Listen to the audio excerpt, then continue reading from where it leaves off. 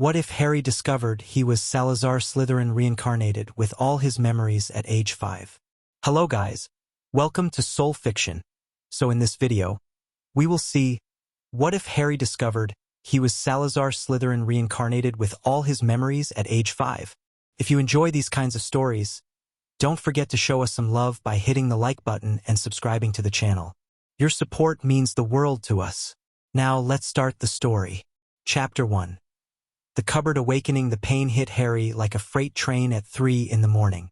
He'd been dreaming about flying, something he did often in that cramped darkness under the stairs, when his skull split open.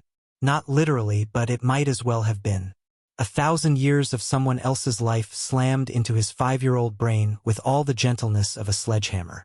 Harry bit down on his thin pillow to muffle the scream. Names, faces, spells he couldn't pronounce. A castle being built stone by stone. Arguments with a red-haired woman whose laughter sounded like bells.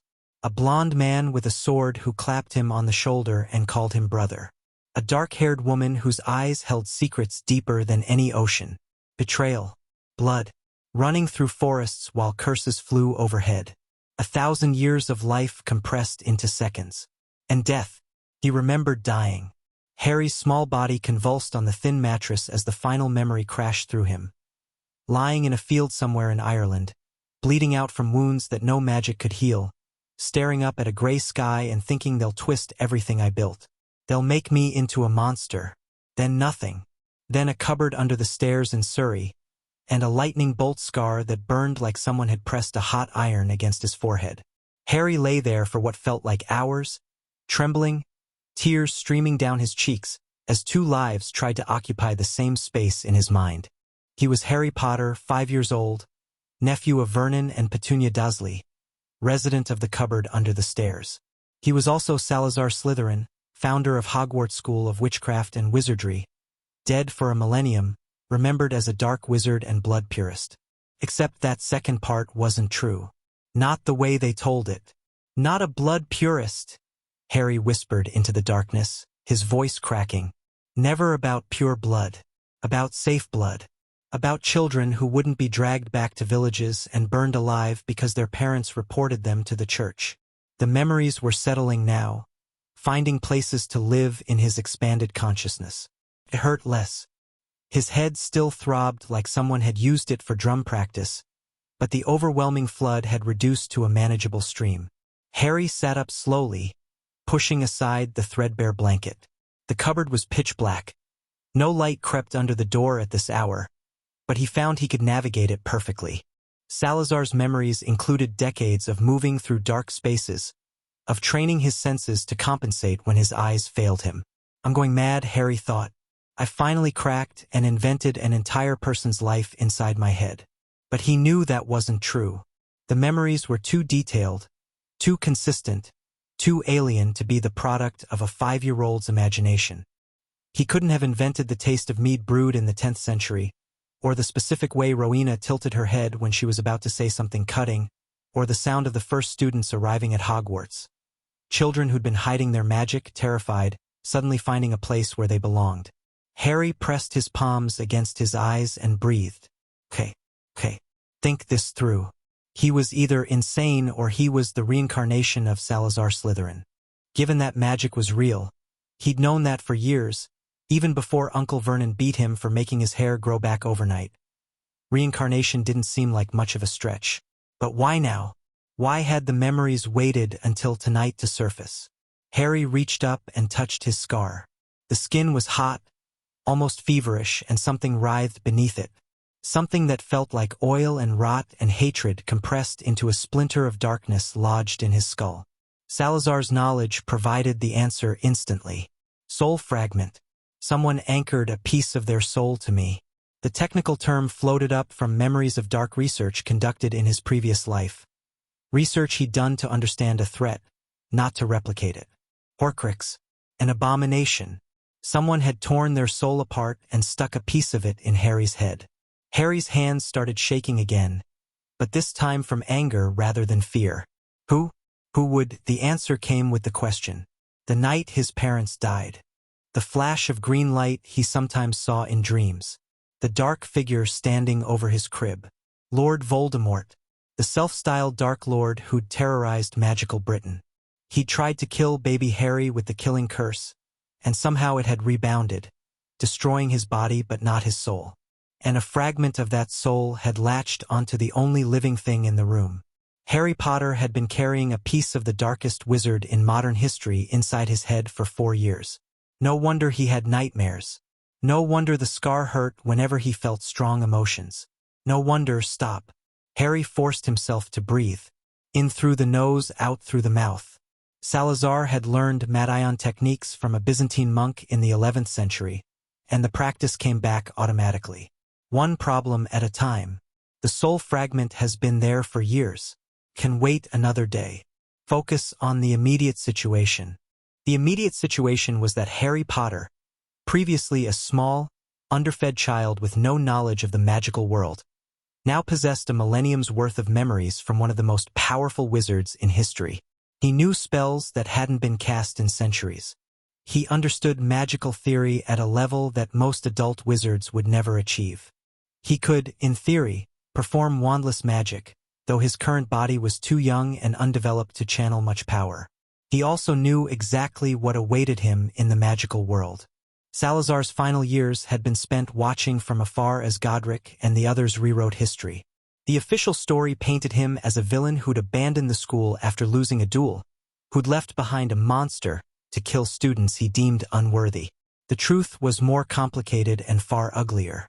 Salazar hadn't left.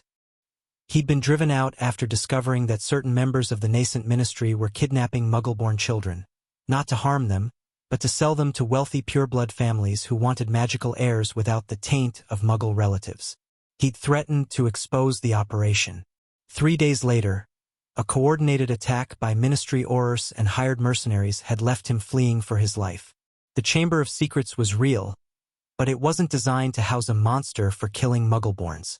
It was a panic room, a place where persecuted students could hide during raids by witch hunters or hostile ministry factions. The basilisk was a guardian, not an executioner. They'll have twisted everything by now, Harry thought bitterly. 1,000 years of propaganda. I'll be remembered as history's greatest monster. And Harry Potter, the boy who lived, was about to walk into that world carrying memories that could either redeem Salazar's legacy or paint an even larger target on his back. He needed a plan. Dawn crept through the cracks around the cupboard door, bringing with it the sounds of the Dursley household waking up. Heavy footsteps on the stairs directly above Harry's head. That was Vernon, headed for the bathroom. Lighter steps in the hallway, Petunia starting breakfast. And then, inevitable as sunrise, the pounding on his cupboard door. Up! Get up! Petunia's voice was shrill enough to cut glass. I need you to watch the bacon while I wake Dudley. Harry opened his eyes. He'd spent the remaining hours of the night organizing his thoughts, building mental structures to contain Salazar's memories without letting them overwhelm his own sense of self. It was delicate work. He was still Harry Potter, still a 5-year-old boy in most ways that mattered, but now he had access to tools and knowledge that changed everything. Coming, Aunt Petunia, he called back, keeping his voice appropriately subdued. He emerged from the cupboard into the dim hallway, blinking at the morning light. Everything looked different now. The house he'd lived in his entire life suddenly seemed smaller, shabbier, more pathetic. The photographs on the walls showing the Dursleys but never him. The locks on his cupboard door that had been installed when he was 3 after he'd accidentally operated onto the roof to escape Dudley.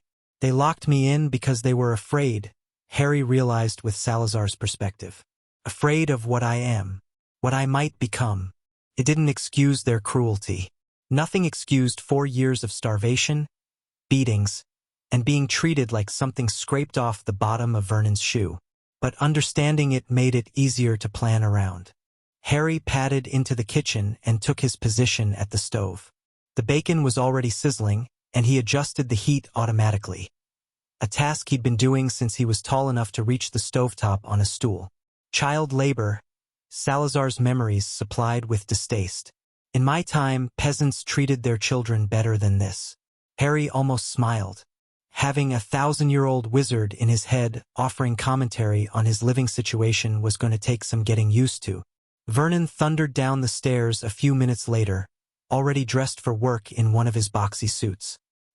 He glanced at Harry with the usual expression of disgust before settling into his chair and snapping open the morning paper. "Don't burn it this time, boy," he grunted without looking up. Harry said nothing. He was too busy analyzing Vernon through Salazar's eyes, cataloging weaknesses and pressure points. Vernon Dursley was a bully, that was obvious, but bullies came in different varieties. Vernon was the kind who needed to feel superior, who derived satisfaction from having someone beneath him to kick. His treatment of Harry wasn't personal in the way it might seem. Harry was just a convenient target for Vernon's own insecurities about his utterly mundane, utterly mediocre life. "He's also a coward," Harry noted. "Salazar dealt with 100 men like him. They fold the moment you push back. The trick is pushing back in ways they can't escalate against." Petunia swept back into the kitchen with Dudley in tow. Harry's cousin was already whining about something. Probably that he'd only gotten 9 presents for his last birthday instead of 10, and Petunia was making soothing noises while shooting Harry a glare that promised punishment if breakfast was anything less than perfect. Harry served the bacon alongside eggs and toast, taking only a small portion for himself as was expected. He ate quietly in the corner while the Dursleys discussed their plans for the day. Vernon had meetings. Petunia had a garden club event. Dudley wanted to go to the arcade with his friend Piers. "The boy can stay in his cupboard," Vernon decided. "I don't want him wandering around the house unsupervised." Harry kept his expression blank, but internally he was satisfied. A day locked in the cupboard was exactly what he needed.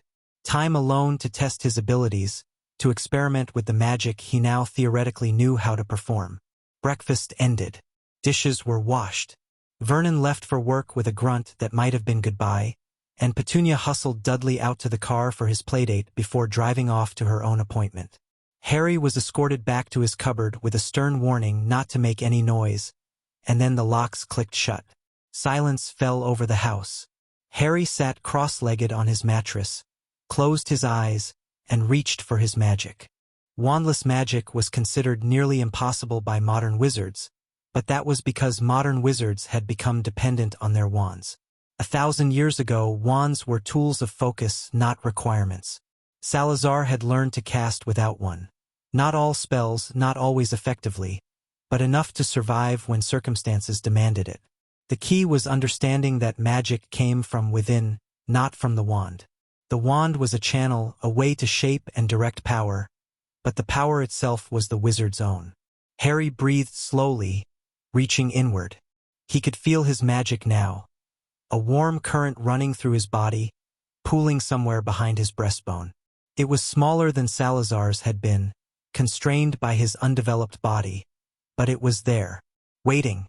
He started with something simple, a light spell. "Lumos," Harry whispered, holding out his hand, palm up. Nothing happened. He frowned, adjusting his approach. The verbal component was useful for focus, but it wasn't strictly necessary. What mattered was intent, clearly visualizing the desired effect and channeling magic toward that outcome. Harry pictured light, not just the abstract concept, but the specific sensation of sunlight on his face, the way it looked streaming through leaves, the warmth and brightness of it. He held that image in his mind and pushed his magic toward it. A tiny spark flickered above his palm. Harry grinned despite himself. It wasn't much, barely visible in the dim cupboard, but it was proof. He could do magic consciously, deliberately, without a wand or any formal training. He spent the next hour practicing, pushing his limits carefully. The light spell grew brighter with repetition, though anything beyond a soft glow left him tired. He tried levitating small objects. His pillow, his single broken toy soldier, a spider that seemed confused about suddenly floating 3 inches off the ground, with mixed success. The pillow twitched. The soldier rose briefly before clattering back down. The spider got away. Physical magic was hard. His body simply couldn't channel enough power yet. But Salazar's memories offered other options. Subtle magics that required finesse rather than force. Legilimency. Mind magic. Harry hesitated at this. Legilimency was considered dark magic in the modern era, invasive and violating. But Salazar remembered when it was taught openly, before the ministry banned it out of fear that wizards might use it against officials. In its basic form, legilimency wasn't about reading thoughts, it was about reading emotions, surface impressions, the general texture of someone's mind. And Harry needed to understand his enemies. He closed his eyes and extended his senses, feeling for nearby minds. The Dursleys were gone, so the house was empty of humans, but animals counted too. He found Mrs. Fig's cat 2 houses over, a dim spark of hunger and territorial satisfaction. A bird nesting in the garden, mostly instinct, focused on eggs. The neighbor's dog dreaming about chasing squirrels. It was exhausting.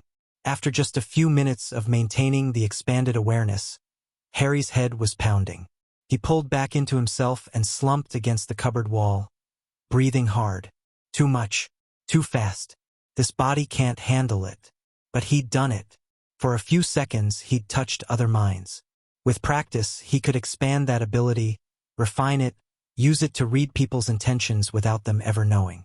Carefully, he reminded himself, Salazar was arrogant in his youth.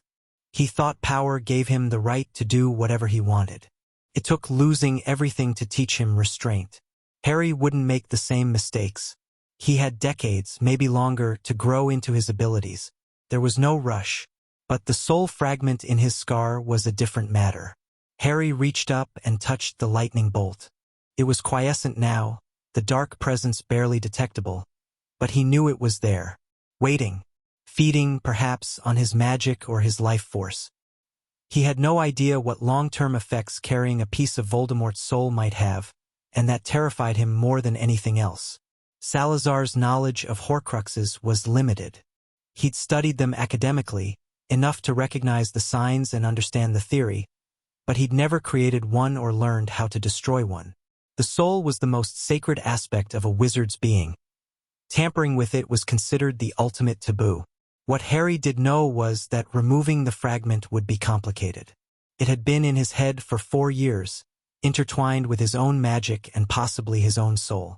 Ripping it out carelessly might kill him or leave him damaged in ways he couldn't predict. Research first, Harry decided. Find out everything I can about Horcruxes and soul magic. Then figure out a solution. It was a long-term problem. For now, he had more immediate concerns. The Dursleys returned that evening to find Harry exactly where they'd left him. Quiet, obedient, unremarkable. He ate the meager dinner Petunia allowed him, did the dishes, and retreated to his cupboard without complaint. But over the following days, small changes began to accumulate. Harry stopped reacting to Vernon's insults. Where before he might have flinched or cowered, now he simply went still, his green eyes watching with an unsettling calm that made Vernon uncomfortable without knowing why. Petunia noticed that her nephew had developed an eerie habit of appearing exactly where he was needed.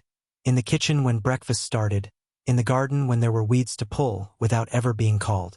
Dudley tried to punch Harry during one of their usual games, and somehow missed, stumbling into a wall instead while Harry stood untouched 3 feet away. None of it was magic. Not obviously. Harry was simply applying Salazar's 1,000 years of experience in dealing with hostile people. Reading body language, anticipating patterns, positioning himself to avoid conflict without appearing to do so. To the Dursleys, it seemed like their punching bag had suddenly become slippery, and it unsettled them deeply. 2 weeks after his awakening, Harry made his first major move. He waited until Vernon was at work and Petunia was distracted with Dudley's latest tantrum, then slipped out of the house through the back door.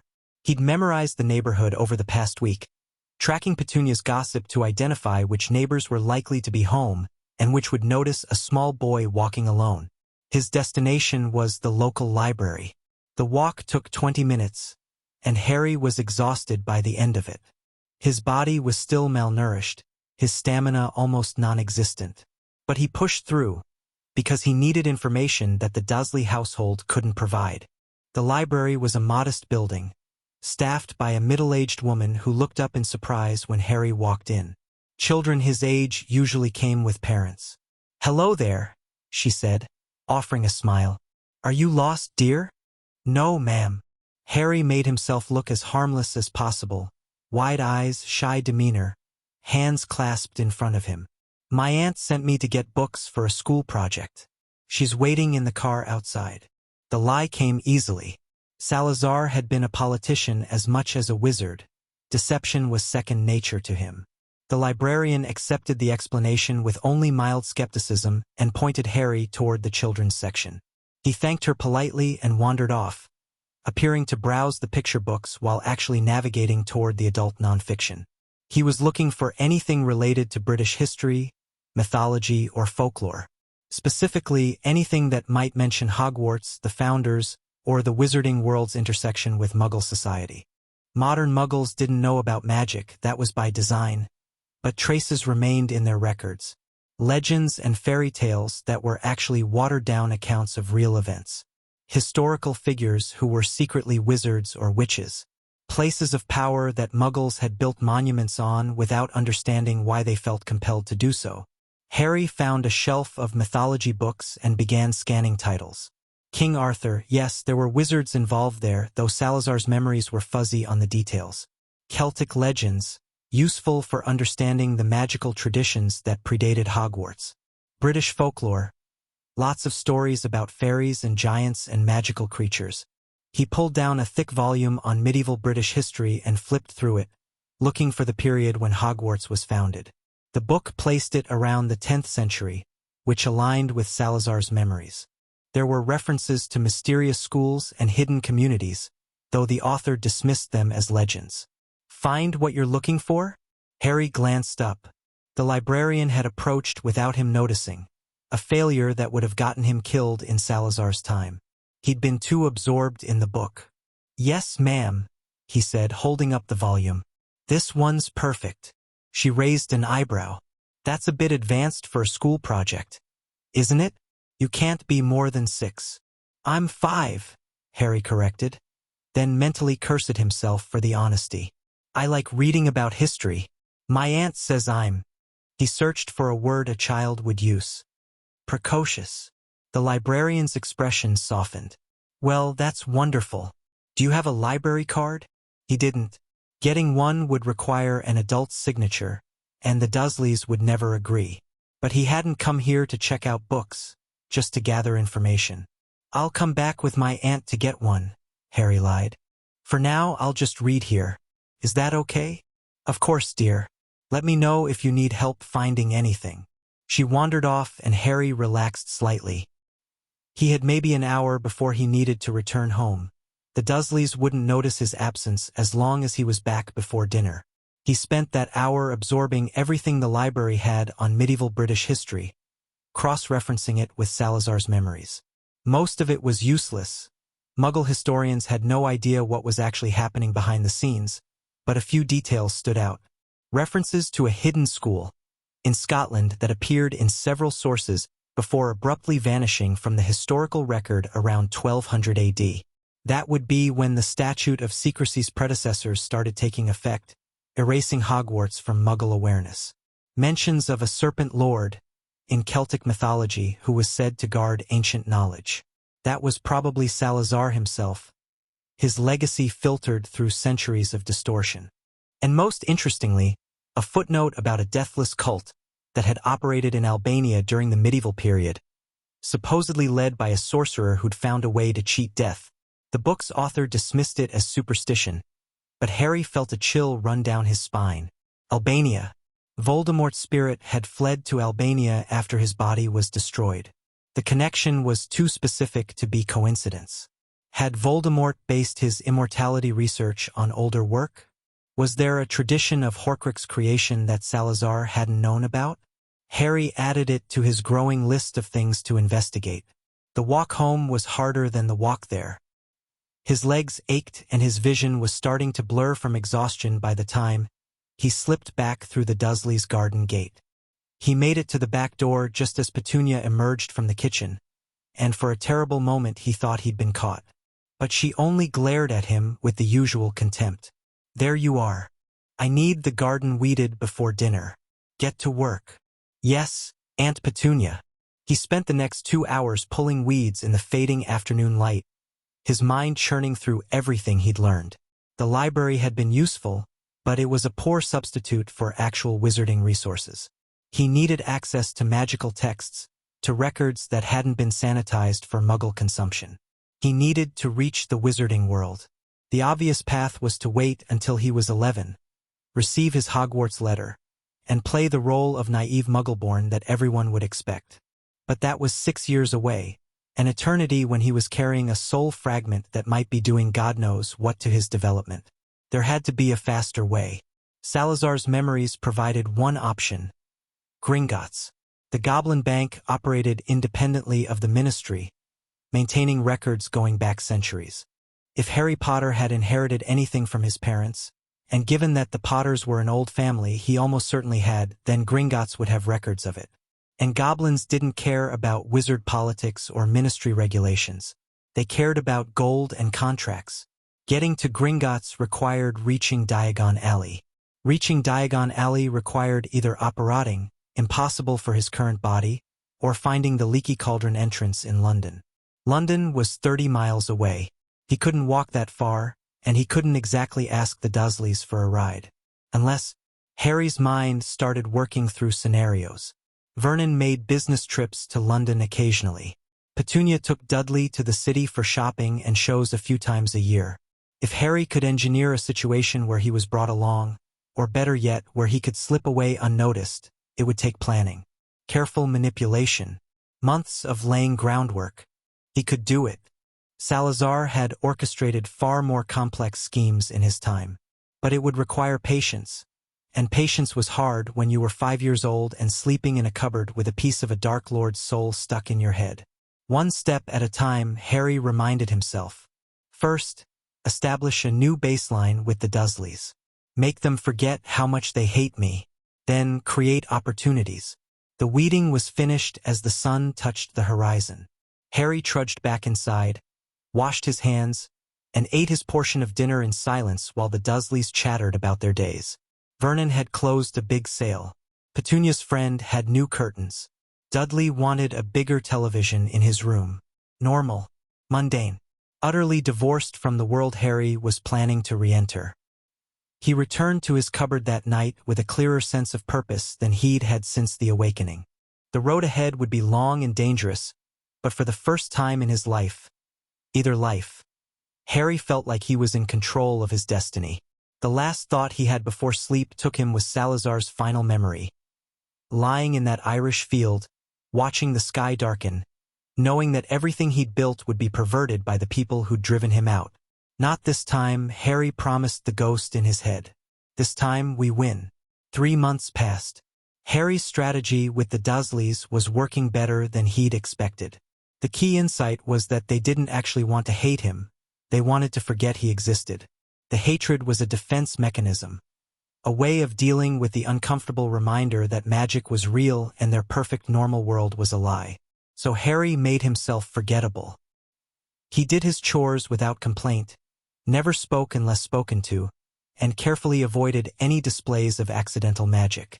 When Vernon raised his voice, Harry didn't cower. That only encouraged the man, but he didn't challenge either. He simply waited, blank-faced, until Vernon ran out of steam. It drove them crazy at first. They were used to a reactive victim, someone who made satisfying noises when kicked. Harry's new passivity was like punching fog. But after a few weeks, they adjusted. Vernon stopped yelling as often because it wasn't fun anymore. Petunia stopped assigning extra chores because Harry completed them so efficiently that she ran out of things to demand. Even Dudley lost interest in tormenting his cousin when Harry stopped providing entertaining reactions. By the end of 3 months, Harry had achieved something close to invisibility within his own home. The Dursleys still despised him, but it was a distant, abstract hatred rather than the active cruelty of before. More importantly, they'd started leaving him alone for longer stretches. Harry used that time to practice magic, to organize Salazar's memories, and to plan his next moves. His magical abilities had improved significantly. The light spell was now reliable, producing a soft glow that he could maintain for several minutes without exhaustion. He could levitate small objects with reasonable control.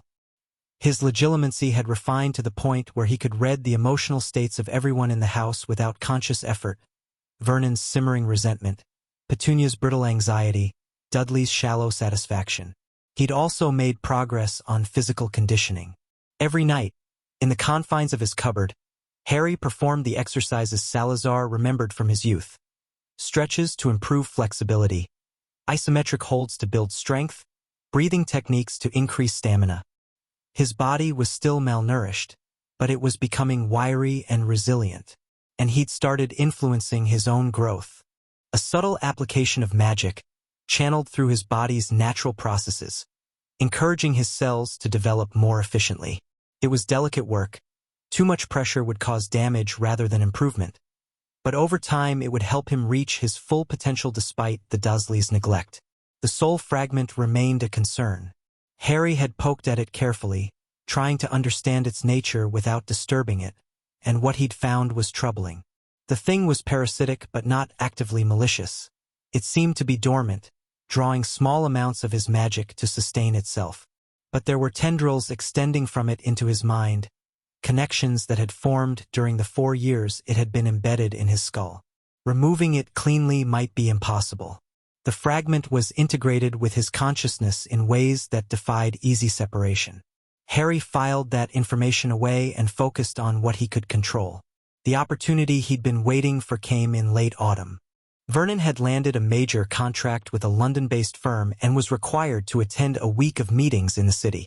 Normally this would mean leaving Harry with a neighbor, probably the cat-obsessed Mrs. Fig. But Petunia had gotten it into her head that the whole family should make a holiday of it. London had theaters and museums and shops, and Dudley was old enough to appreciate them. The problem was Harry.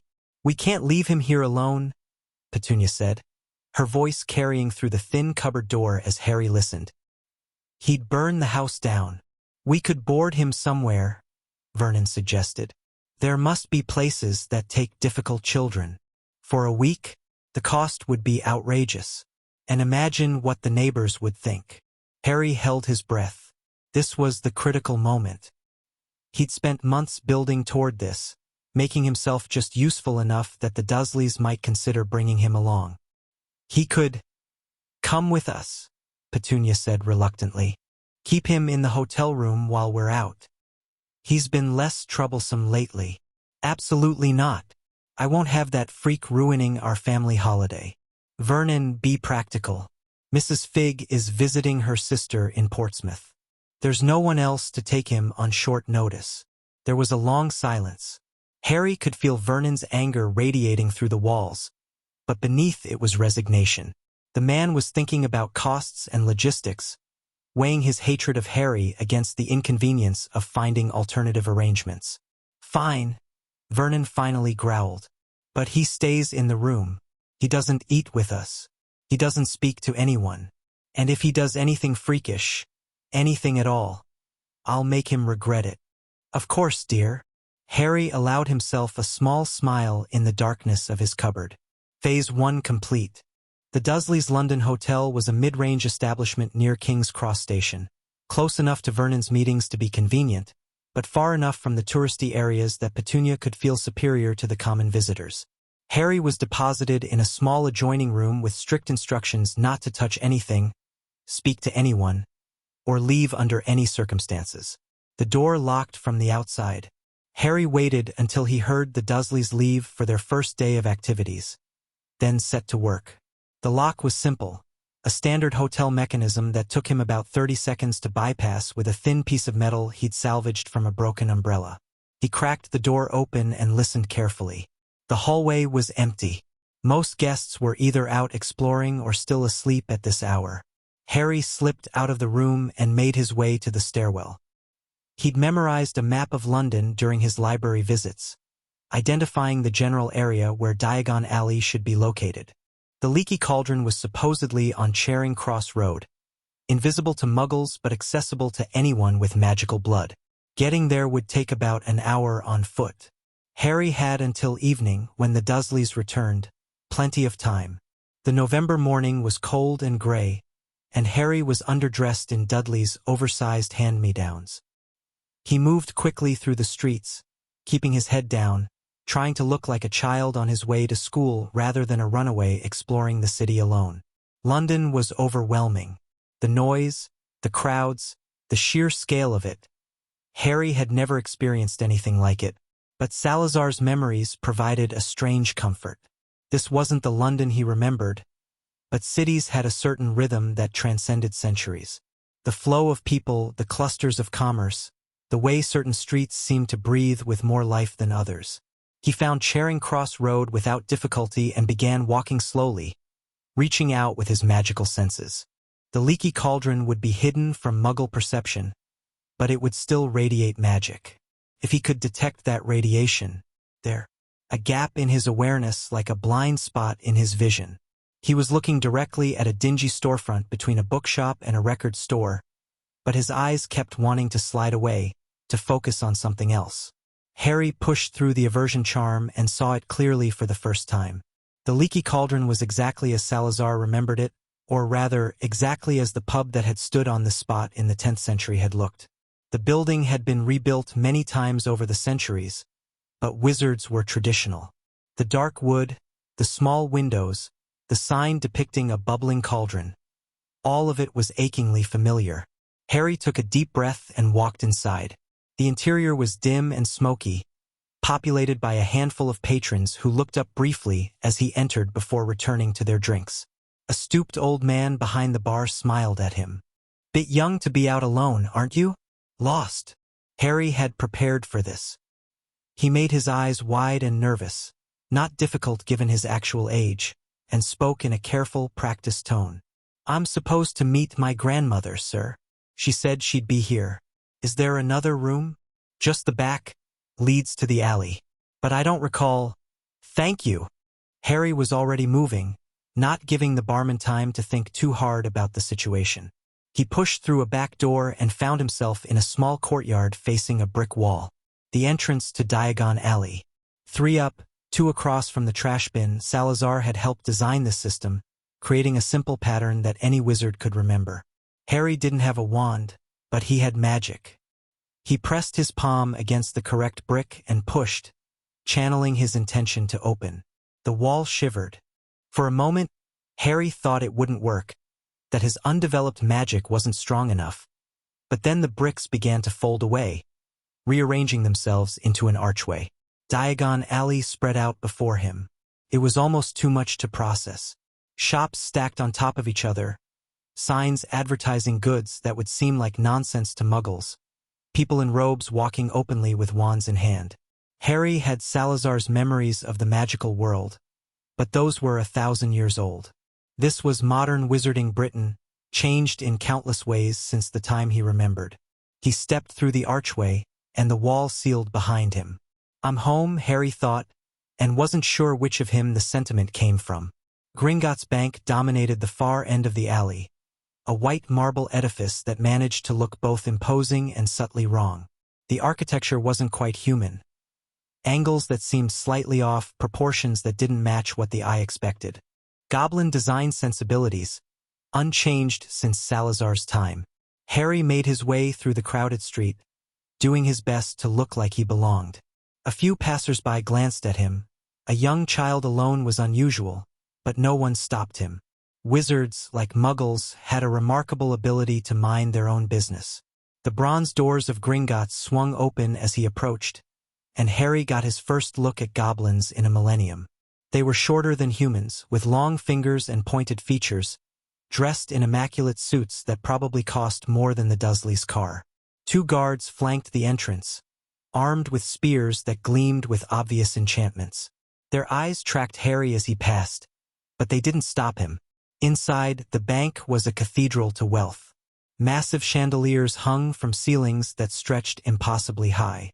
Rows of goblins sat at tall desks, weighing gold and examining documents with the intensity of surgeons. The floor was polished to such a shine that Harry could see his own reflection in it. He approached the nearest available teller, a goblin whose nameplate read Griphook. "Yes." Griphook's voice was dry and uninterested. He didn't bother looking up from his ledger. "I need to speak with someone about the Potter accounts." That got the goblin's attention. His head snapped up, dark eyes narrowing as he examined Harry more carefully. The Potter accounts. And you would be? Harry James Potter. A long pause. Griphook's expression didn't change, but something shifted in his posture. A slight tension that hadn't been there before. Do you have proof of identity? Harry had expected this. He held out his hand, palm up, and spoke clearly. I offer my blood as proof of my lineage. It was an old tradition, one that Salazar had helped establish. Blood was the most reliable form of magical identification. It couldn't be faked or stolen. Most modern wizards didn't know about the option, preferring to rely on wands and documentation, but goblins respected the old ways. Griphook's eyes widened fractionally. You know the blood right. I know many things. For a long moment the goblin studied him. Then he nodded slowly and reached beneath his desk, producing a silver knife and a shallow bowl. 3 drops. No more, no less. Harry took the knife and pricked his finger without hesitation. 3 drops of blood fell into the bowl, and Griphook added a powder that made them hiss and bubble. The mixture turned from red to gold, and patterns began forming on its surface, writing in a script that Harry recognized as goblin genealogical notation. Harry James Potter, Griphook read, his voice now carrying a hint of respect. Son of James Charles Potter and Lily Marie Potter née Evans. Heir to the most ancient and noble house of Potter. He looked up at Harry with an expression that was almost curious. You are much younger than I expected, Mr. Potter. The magical world has wondered what became of you. The magical world placed me with muggles who hate magic, Harry said flatly. I was not consulted. Something flickered across Griphook's face. Amusement, perhaps, or appreciation for Harry's bluntness. Goblins respected directness. I see. And what brings you to Gringotts today? I want a full accounting of my inheritance. All assets, all properties, all outstanding obligations. I also want to know who has been accessing my vaults, and under what authority. Griphook's expression sharpened. You suspect irregularities? I suspect that decisions have been made on my behalf without my knowledge or consent. I want to understand my position before others realize I'm paying attention. The goblin was quiet for a moment. Then, unexpectedly, he smiled. A thin, sharp expression that showed too many teeth. I believe we should conduct this conversation somewhere more private, Mr. Potter. If you'll follow me. The private meeting room was small but luxurious, with chairs that adjusted automatically to the occupant's size and a table that seemed to anticipate what you wanted before you knew yourself. Griphook was joined by an older goblin whose nameplate identified him as Ragnarok, and whose bearing suggested he was considerably more important than a simple teller. Mr. Potter, Ragnarok said, settling into his chair, you've caused quite a stir already. A 5-year-old human child who knows the blood right and demands a full accounting of his assets. Most unusual. These are unusual circumstances. Indeed. Ragnarok slid a folder across the table. Your family's account summary. I'll warn you that some of what you find may be disturbing. Harry opened the folder and began reading. His expression didn't change, but inside he felt a cold fury building. The Potter family vault contained a substantial fortune, gold, artifacts, properties. But it also showed a steady stream of withdrawals dating back to November 1981, authorized by one Albus Percival Wulfric Brian Dumbledore, Magical Guardian. I never appointed a Magical Guardian, Harry said quietly. The appointment was made by the Wisengamot in emergency session following your parents' death, Ragnarok replied. Standard procedure for orphaned heirs of noble houses. Dumbledore volunteered, and no one objected. And these withdrawals? Authorized for your maintenance and education. The funds were transferred to a Muggle bank account in the name of Vernon Dursley. Harry went very still. The Dursleys had been receiving money for his care. Substantial amounts of money, judging by the figures. And they'd kept him in a cupboard, fed him scraps, dressed him in rags. Breathe, he told himself. This is useful information. Don't waste it on anger. What else? Ragnarok's expression suggested he'd expected a stronger reaction. There are other irregularities. A marriage contract was proposed, never enacted but proposed, between yourself and one Ginevra Weasley. Your parents' will has been sealed by the Wisengamot, contents unknown. And there is the matter of certain artifacts removed from your family vault, ostensibly for safekeeping, though the records are vague about their current location. What artifacts? A cloak of unusual properties, a ring bearing the Potter crest, several books of family magic. Salazar's memories stirred. An invisibility cloak was a rare and valuable item. He'd seen perhaps 3 in his entire previous life. If the Potters had one, it would be worth more than all the gold in the vault combined. I want everything returned, Harry said. The artifacts, the money that was taken, all of it. That may be complicated.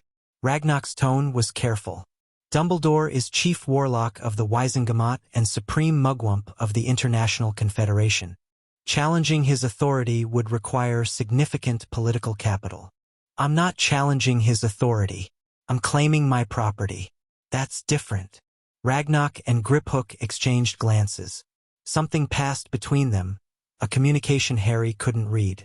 Mr. Potter, Ragnar said slowly, you are clearly not an ordinary child. The goblins have no interest in wizard politics, but we do have an interest in honoring our contracts. The Potter family has banked with Gringotts for 7 centuries. We take that relationship seriously. What are you suggesting? An alliance.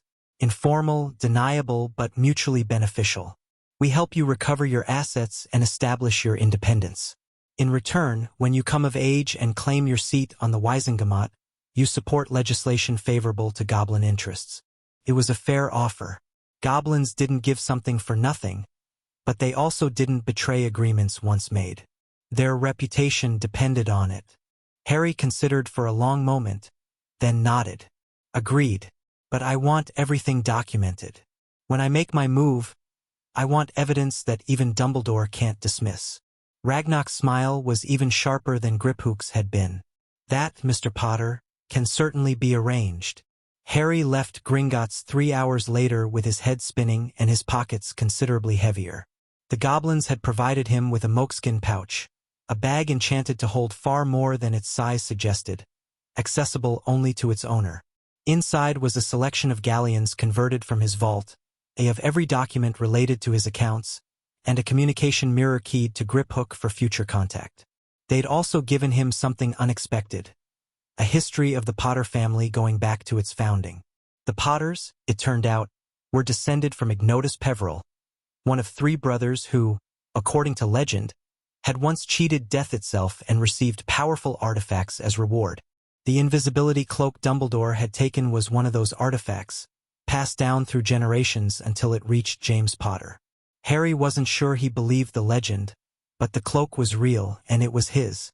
Getting it back had just become a much higher priority. He made his way back through Diagon Alley, processing everything he'd learned. The Dursleys had been paid to care for him, a fact that transformed their cruelty from thoughtless prejudice to deliberate fraud. Dumbledore had positioned himself as Harry's guardian without his knowledge or consent, and had been making decisions about his life and assets for years. And somewhere a marriage contract sat with his name on it, drafted when he was barely a year old. They treated me like property, Harry thought, like a piece on a game board to be moved around at their convenience. Salazar's memories stirred with recognition. The wizarding world hadn't changed as much as he'd hoped. 1,000 years, and they were still playing the same games with children's lives. Not me. Not anymore. He slipped back through the leaky cauldron, ignoring the barman's curious glance, and emerged onto Charing Cross Road. The Muggle world seemed almost offensively normal after the wonders of Diagon Alley.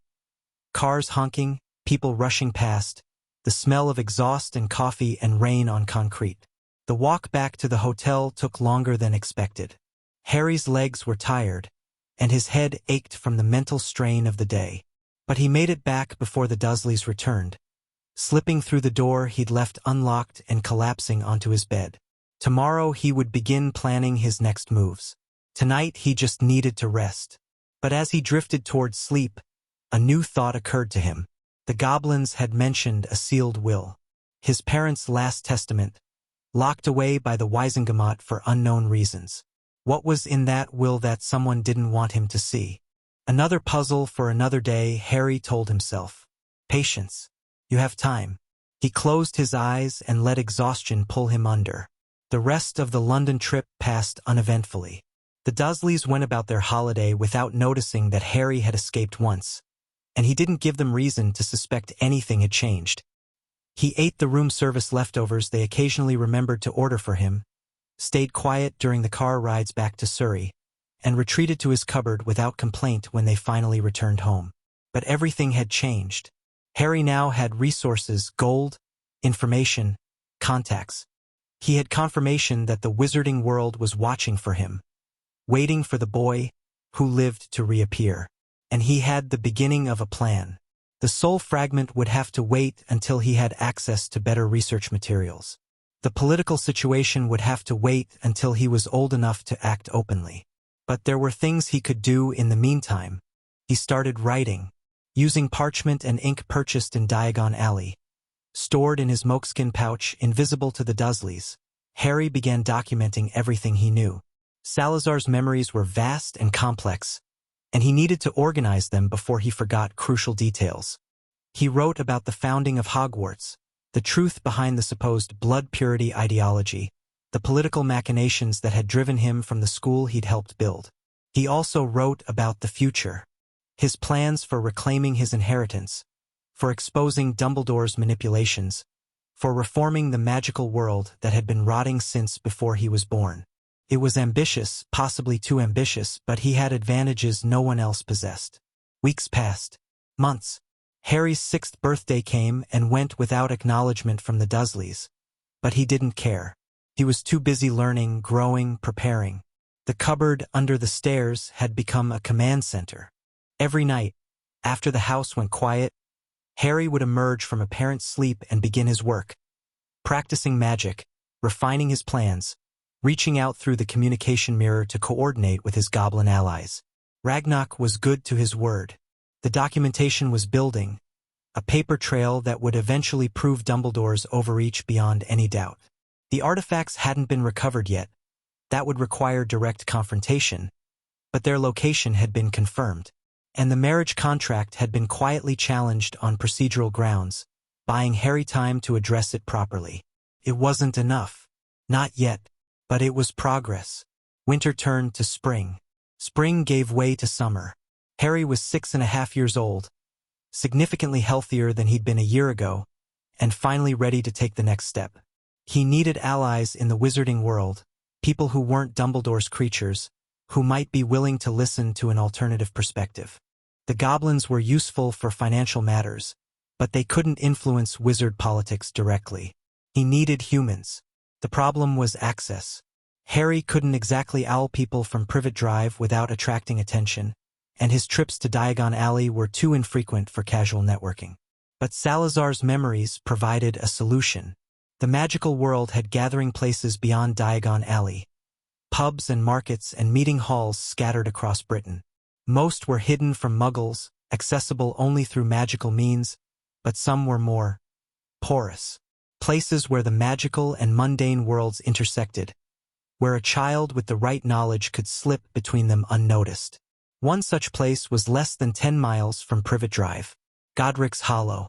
Harry hadn't realized how close he lived to the village where his parents had died. The name hadn't meant anything to him before the awakening, and afterward he'd been too focused on other priorities to investigate.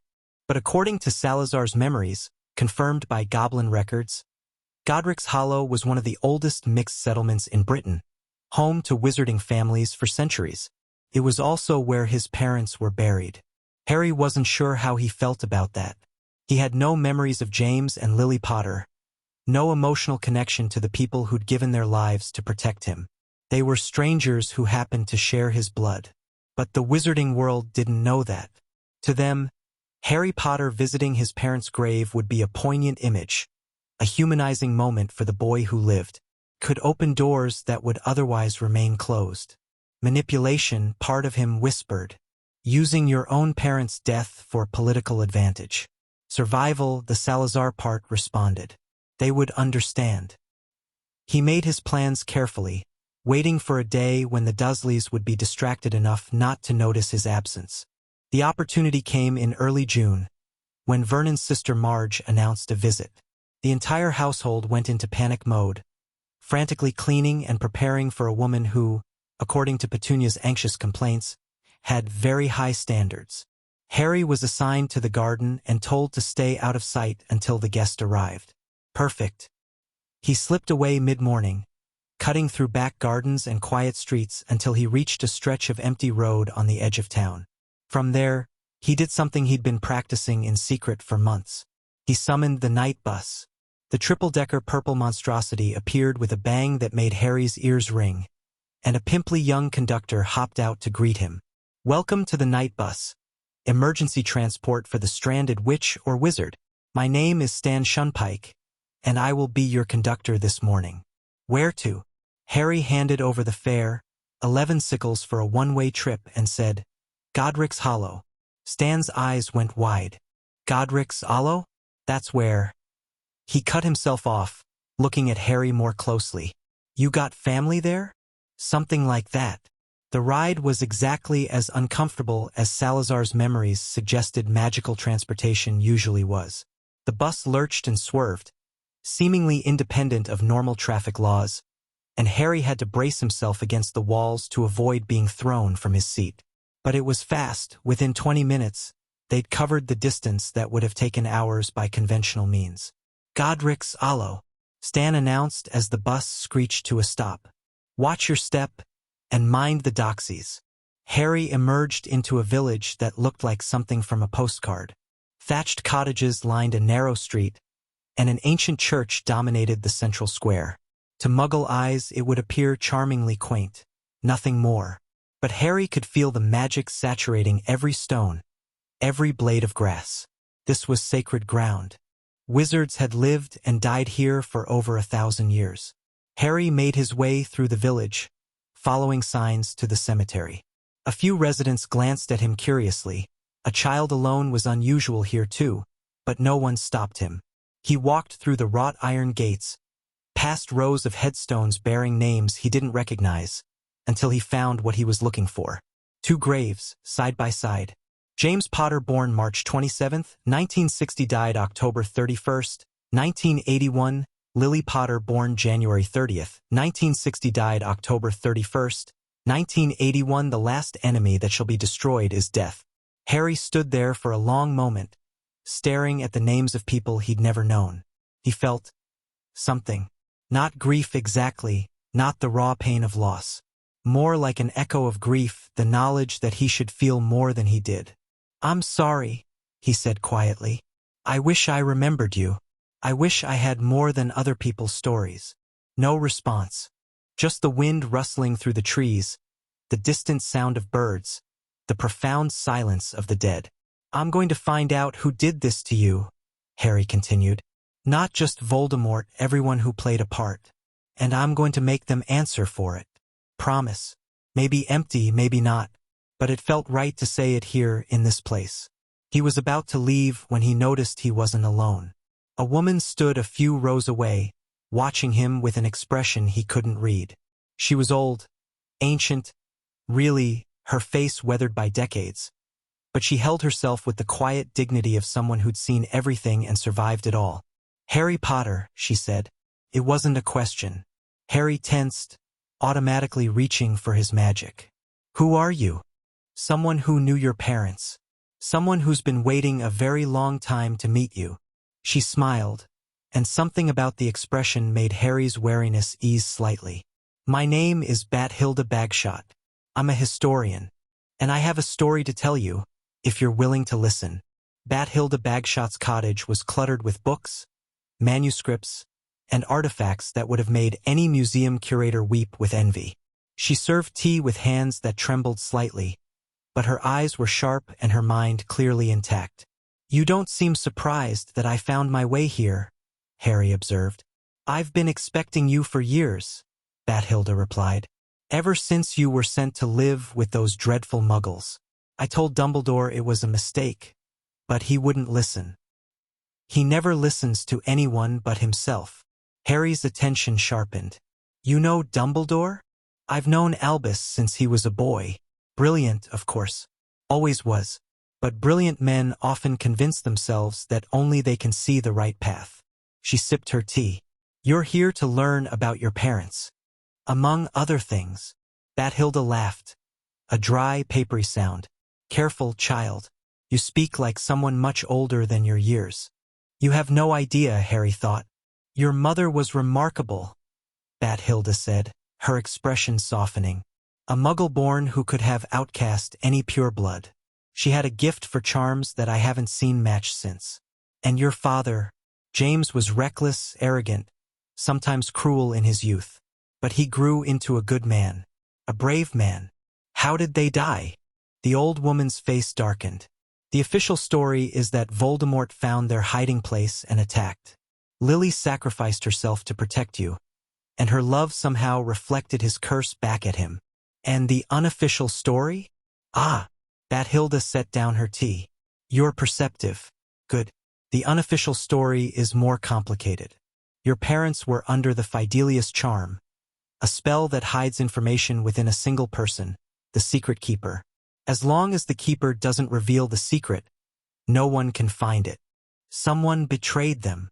Yes, the question is who? Bathilda's eyes were piercing now, evaluating Harry's reaction. The official record says it was Sirius Black, your father's best friend. He's in Azkaban for the crime, along with the murder of 12 muggles. But there are those who have questions. Questions. Sirius Black was never given a trial. He was arrested at the scene of the muggle deaths and thrown into prison without due process. Some of us find that convenient. Harry's mind raced. A man imprisoned without trial for supposedly betraying his parents. A sealed will that no one could access.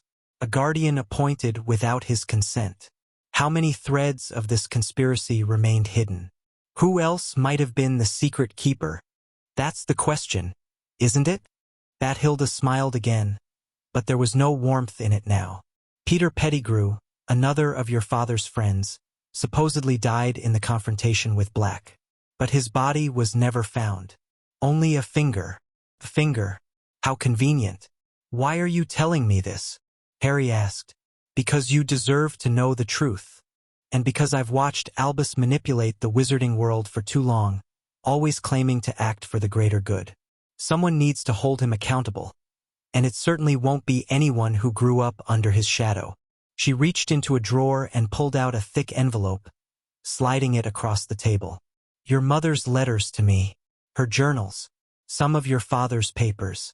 I was supposed to turn them over to Dumbledore after they died. But, she shrugged. I forgot. Harry took the envelope with hands that wanted to shake. Primary sources, his parents' own words, information that Dumbledore had tried to bury. Thank you, he said, and meant it. Don't thank me yet. The path you're on will make you powerful enemies. Dumbledore least among them.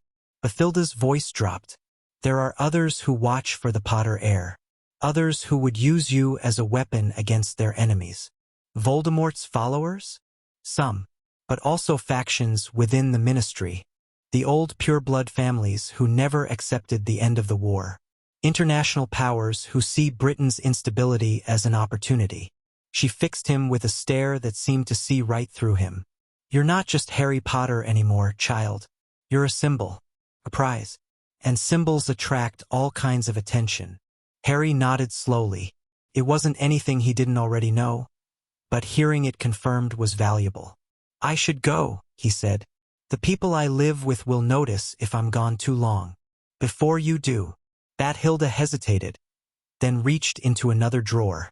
This time she produced a small glass vial containing a silver liquid that shifted and swirled like mercury. A memory. Your mother a few days before she died. She wanted you to have it when you were old enough. Harry's breath caught. A memory. His mother's own thoughts, preserved in magical form.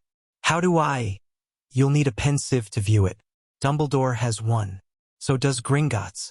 Bathilda pressed the vial into his hands. Keep it safe, Harry. It's more precious than gold. The night bus deposited Harry back in Surrey with just enough time to slip back into the garden before Aunt Marge arrived. He spent the rest of the day enduring the woman's insults. She seemed to believe he attended a school for criminal boys and took every opportunity to remind him what a burden he was, while his mind churned through everything he'd learned. Peter Pettigrew, Sirius Black, a trial that never happened, a body that was never found. His mother's letters and journals, hidden for years by a woman who'd defied Dumbledore's wishes. The picture was coming together, and it wasn't pretty. That night, in his cupboard, Harry added new entries to his plans. Investigate Peter Pettigrew, determine if he actually died or if he escaped. Research Sirius Black. The official record was clearly incomplete. Find a way to view his mother's memory without alerting Dumbledore. And underneath all of that, a single question burned. What else has been hidden from me? The soul fragment in his scar pulsed gently, as if responding to his agitation. Harry pressed a hand against his forehead, feeling the dark presence lurking beneath the surface. Patience, he told himself. You're 6 years old. You have time. But even as he thought it, Harry knew it wasn't entirely true. The magical world was watching for him. Dumbledore was making moves. Voldemort's followers were still out there, waiting for their master to return. And somewhere in his head, a piece of the darkest wizard in modern history was slowly, steadily feeding on his magic. The clock was ticking. Harry closed his eyes and began to plan his next move. Chapter 2. Diagon Alley and Dangerous Meetings. Harry's 7th birthday arrived with the usual Dursley acknowledgement, which is to say, none at all. Vernon grunted at him over breakfast, Petunia assigned extra chores, and Dudley made a point of eating an enormous slice of cake from his own recent birthday celebration directly in front of Harry's face. None of it mattered. Harry had spent the past year building something the Dursleys couldn't see or understand. His communication mirror hummed with regular updates from Griphook. His mother's letters, carefully hidden in his moleskin pouch, had revealed a woman of startling intelligence and fierce determination. His magical abilities had grown steadily, though he kept that progress invisible to anyone who might be watching. And today he was going to push everything forward. I need to use the bathroom, Harry announced during the mid-morning lull, when Petunia was distracted by her soap operas and Dudley was glued to his video games. Petunia waved a dismissive hand without looking away from the television. Harry slipped upstairs, locked the bathroom door behind him, and pulled out the communication mirror. Griphook. The goblin's face appeared in the glass almost immediately. Mr. Potter, I trust this isn't a social call. I'm ready to move. The Dursleys will be occupied until evening.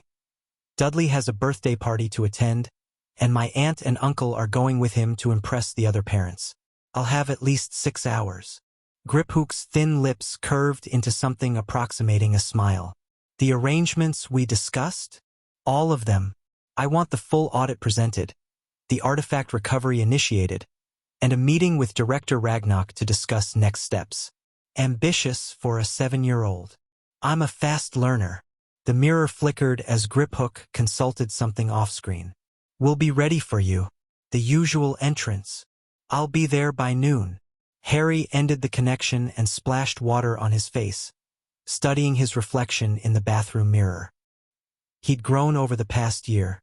Still small for his age, still too thin, but healthier than he'd ever been under the Dursleys' care. His eyes, though, those had changed the most. They held a weight that no 7-year-old should carry. Good, he thought. Let them see someone worth taking seriously. The night bus deposited Harry in front of the Leaky Cauldron at 11:45. He'd timed his departure perfectly. The Dursleys had left for Dudley's party 20 minutes earlier, and wouldn't return until well after dark. The pub was busier than his last visit, filled with witches and wizards conducting the mundane business of magical life. Harry kept his head down as he moved through the crowd, though he needn't have bothered. No one expected the boy who lived to appear as a scruffy child in oversized muggle clothes. Diagon Alley opened before him like an old friend. The summer sun cast long shadows between the towering shops, and the cobblestone street bustled with families preparing for the new Hogwarts term. Harry watched children his own age darting between storefronts, their parents trailing behind with expressions of fond exasperation. That could have been me, he thought, if things had been different.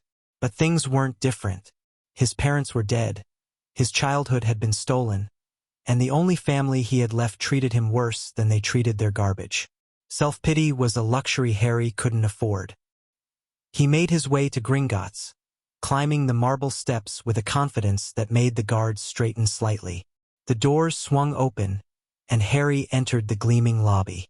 Griphook was waiting for him. "Mr. Potter, if you'll follow me." They descended into the depths of the bank, far below the public floors, into corridors that Harry suspected few humans ever saw. The walls here were rough-hewn stone, lit by torches that burned with an unsettling green flame. Ancient protections hummed in the air, old magic that predated Hogwarts itself. "The director is in a meeting," Griphook said as they walked. "He'll join us shortly. In the meantime, there's someone else who wished to speak with you." Harry's guard went up immediately. "Someone else?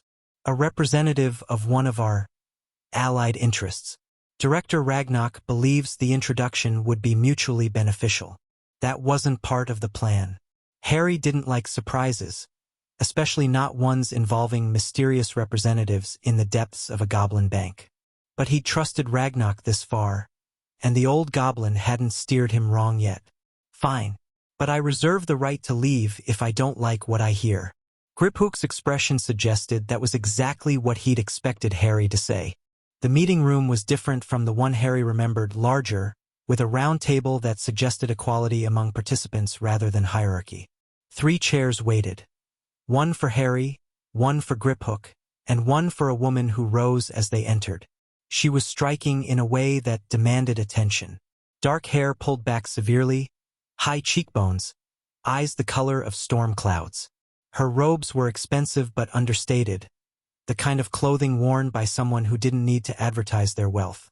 "Mr. Potter," she said, her voice carrying a faint French accent. "Thank you for agreeing to meet with me. My name is Apollon Delacour." Harry didn't sit. "I didn't agree to anything. I was told someone wanted to speak with me. That's not the same thing." Apollon's lips twitched. "Direct. Good. I despise people who waste time with pleasantries they don't mean. Then you'll understand when I ask why you're here. I'm here because the International Confederation of Wizards has been watching the Potter situation with great interest, and certain parties believe it's time to make contact." She gestured to the empty chair. "Please, what I have to say is worth hearing. I promise you." Harry considered his options. He could leave, the goblins wouldn't stop him, but that would mean losing whatever information this woman had. And Salazar's memories were clear on one point. You learned more by listening than by walking away. He sat. "The ICW monitors magical orphans of significant families," Apollon began, settling into her own chair. "Your placement with Muggle relatives was irregular. Normally, a child of your status would have been raised within the magical community, with proper guardians and appropriate oversight. Dumbledore arranged my placement." "Yes, and the ICW accepted his reasoning at the time. The blood wards, the protection of anonymity, the supposed danger from remaining Death Eaters." Apollon's expression hardened. "But 7 years have passed. The blood wards are weakening because your relatives' hatred undermines the magic that powers them. The anonymity is meaningless when everyone in Britain knows exactly where you live. And the Death Eaters have been neutralized or imprisoned."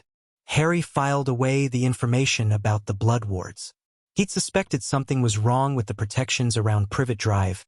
His magical senses had detected fluctuations, but he hadn't known the cause. "What does the ICW want?" "We want to ensure that the boy who lived receives an appropriate upbringing. One that prepares him for the role he'll inevitably play in magical society." Apollon leaned forward slightly. "We want to offer you an alternative to Dumbledore's management." "What kind of alternative?" "Fosterage with an appropriate magical family, continued education, protection from those who would use you as a political tool." She paused. "My own family has offered to serve as hosts. Should you be amenable?" Harry's mind raced. The Delacours were a prominent French family. Salazar's memories included references to their ancestors, though the details were fuzzy. They had connections throughout European magical society, influence that extended far beyond British borders. Being fostered by them would remove him from Dumbledore's direct control. It would give him access to resources and training he couldn't get in Surrey. It would position him as an international figure rather than just a British one. It was tempting, very tempting, but it would also mean abandoning his current plans. The groundwork he'd laid with Gringotts, the information he'd gathered, the careful manipulation of his position, all of it would have to be rebuilt from scratch in a new context. And there was something else, something that made Harry hesitate. "Why now?" he asked. "If the ICW has been concerned about my situation for years, why approach me today?" Apollin's expression flickered, too fast for most people to catch, but Harry had spent months practicing his observational skills. "Recent developments have accelerated our timeline." "What developments?" A long pause. Then, carefully, "There have been signs. Omens that suggest the Dark Lord's defeat may not have been as permanent as we hoped. The ICW believes it's important to secure your allegiance before other parties make their own moves." Voldemort.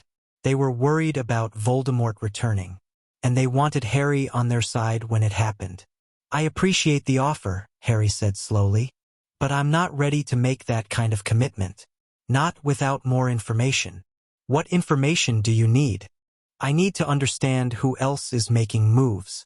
I need to know what the ICW's actual agenda is, not the public version, the real one. And I need assurances that I won't simply be trading one set of handlers for another." Apollon studied him with those storm gray eyes. "You're not what I expected, Mr. Potter. I get that a lot. The ICW's agenda is stability. We've watched magical Britain tear itself apart twice in the last century. Grindelwald, then Voldemort, and we have no desire to see it happen again. Your role in the coming years could tip the balance toward peace or toward chaos.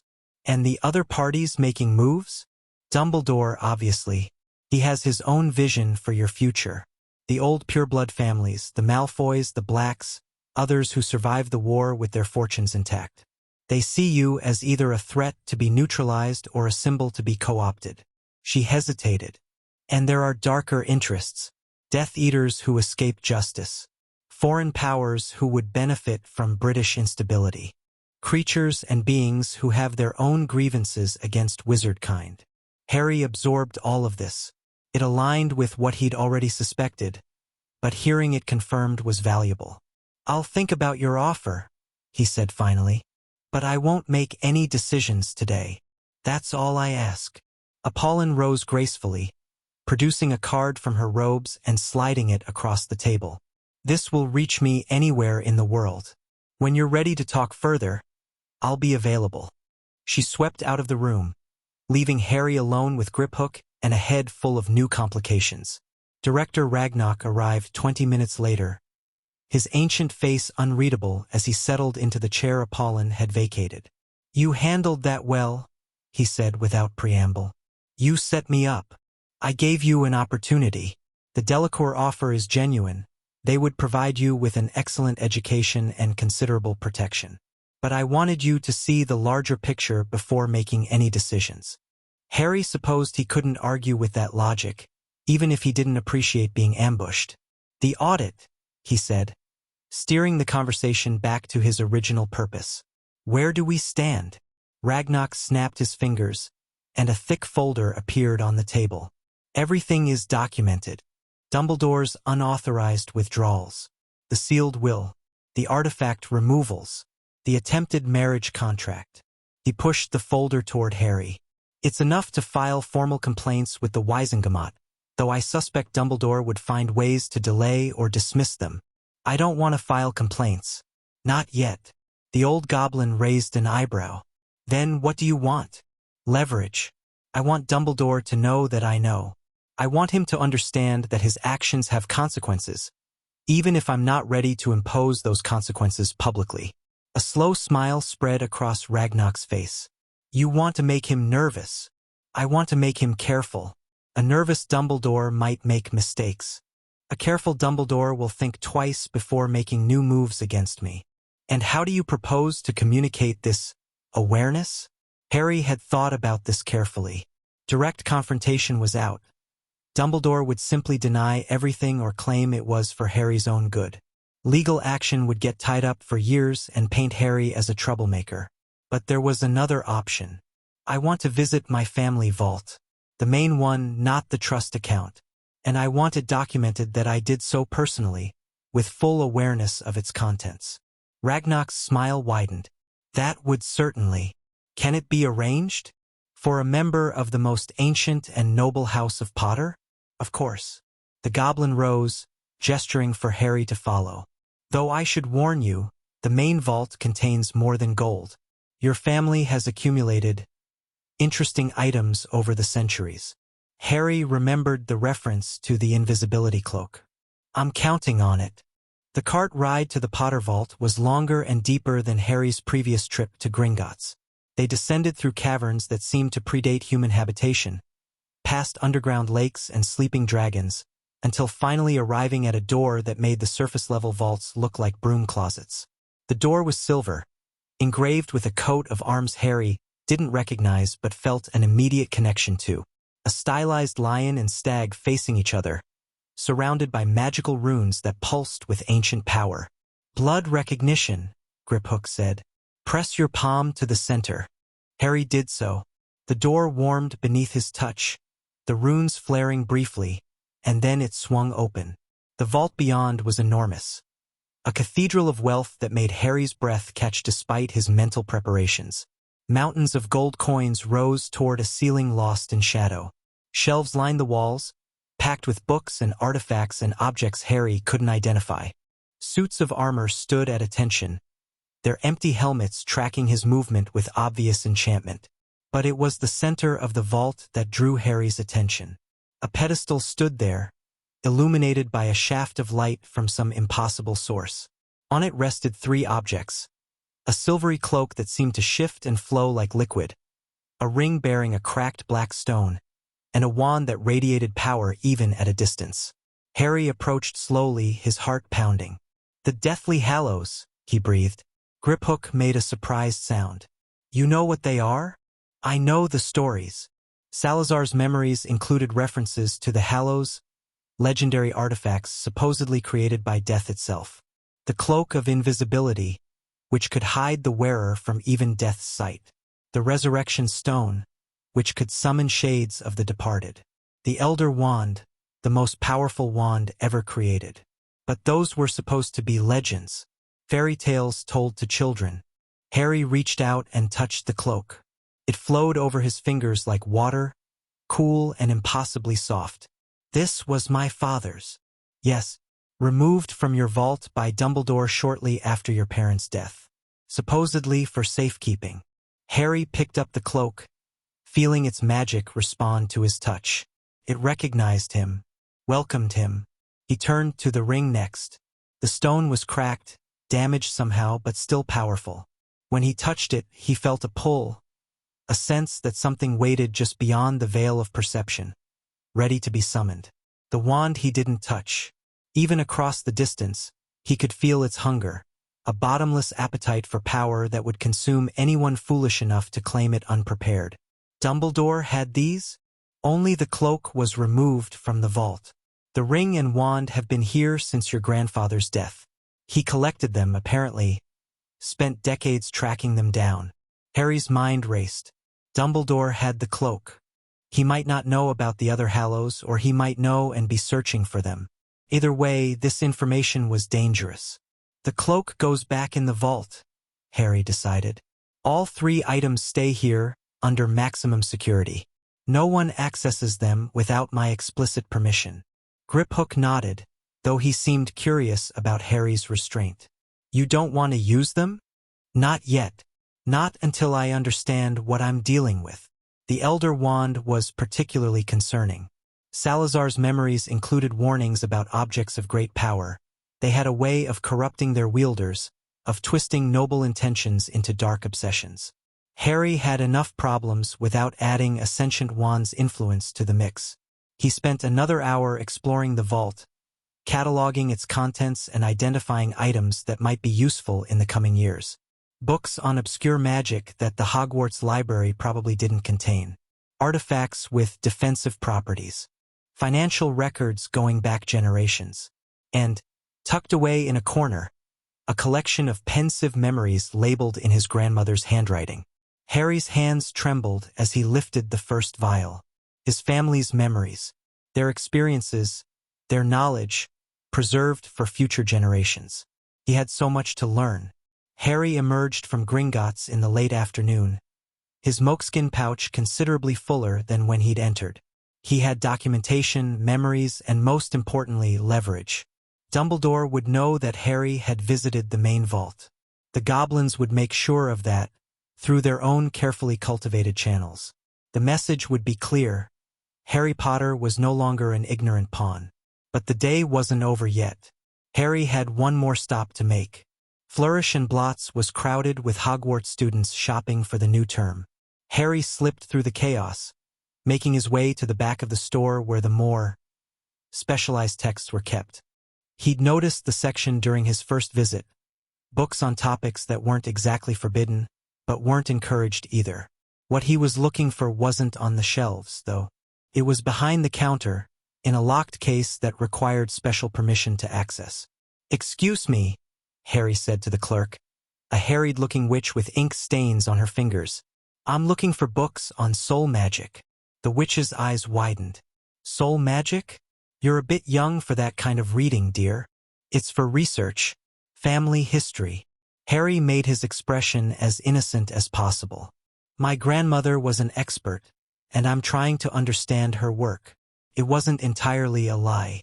The Potter family had included several scholars of obscure magic, and soul magic wasn't inherently dark, just difficult and poorly understood. The witch hesitated, clearly torn between policy and the desire to make a sale. "I'd need to see some identification. We can't sell restricted texts to minors without guardian approval." Harry had expected this. He produced a card Griphook had provided, official Gringotts documentation identifying him as Harry James Potter, heir to the most ancient and noble house of Potter. "I don't have a guardian present," he said, "but as head of my house, I have the legal authority to make purchases on my own behalf." The witch's eyes went very wide as she read the card. You're Harry Potter, yes? Please keep your voice down." To her CR, the witch recovered quickly. She glanced around to make sure no one was listening, then nodded. "The restricted section is in the back. I'll unlock it for you. Just try not to let anyone see what you're buying, all right? I don't want to deal with the ministry paperwork." 20 minutes later, Harry left Flourish and Blotts with 3 books tucked safely in his moleskin pouch. The Nature of the Soul, a comprehensive study, dark artifacts and their destruction, and theoretical foundations of spirit magic. None of them would give him a direct solution to the Horcrux problem, but they'd provide a foundation for further research. The sun was getting low. Harry needed to head back before the Dursleys returned. But as he made his way toward the leaky cauldron, he noticed something that made him pause. A boy about his age stood in front of quality Quidditch supplies, nose pressed against the glass, staring at a display of broomsticks with naked longing. He was round-faced and slightly pudgy, with brown hair that stuck up at odd angles. But it was his expression that caught Harry's attention. The desperate, hopeless yearning of someone who knew they'd never have what they wanted. Harry knew that feeling intimately. Before he could think better of it, he approached. "Which one are you looking at?" The boy jumped, startled. "What? Oh, the Clean Sweep 7. It's supposed to be really good for beginners." He flushed. "Not that I'd ever. Gran says I'm not allowed." "Why not?" "Because I'm rubbish at everything magical."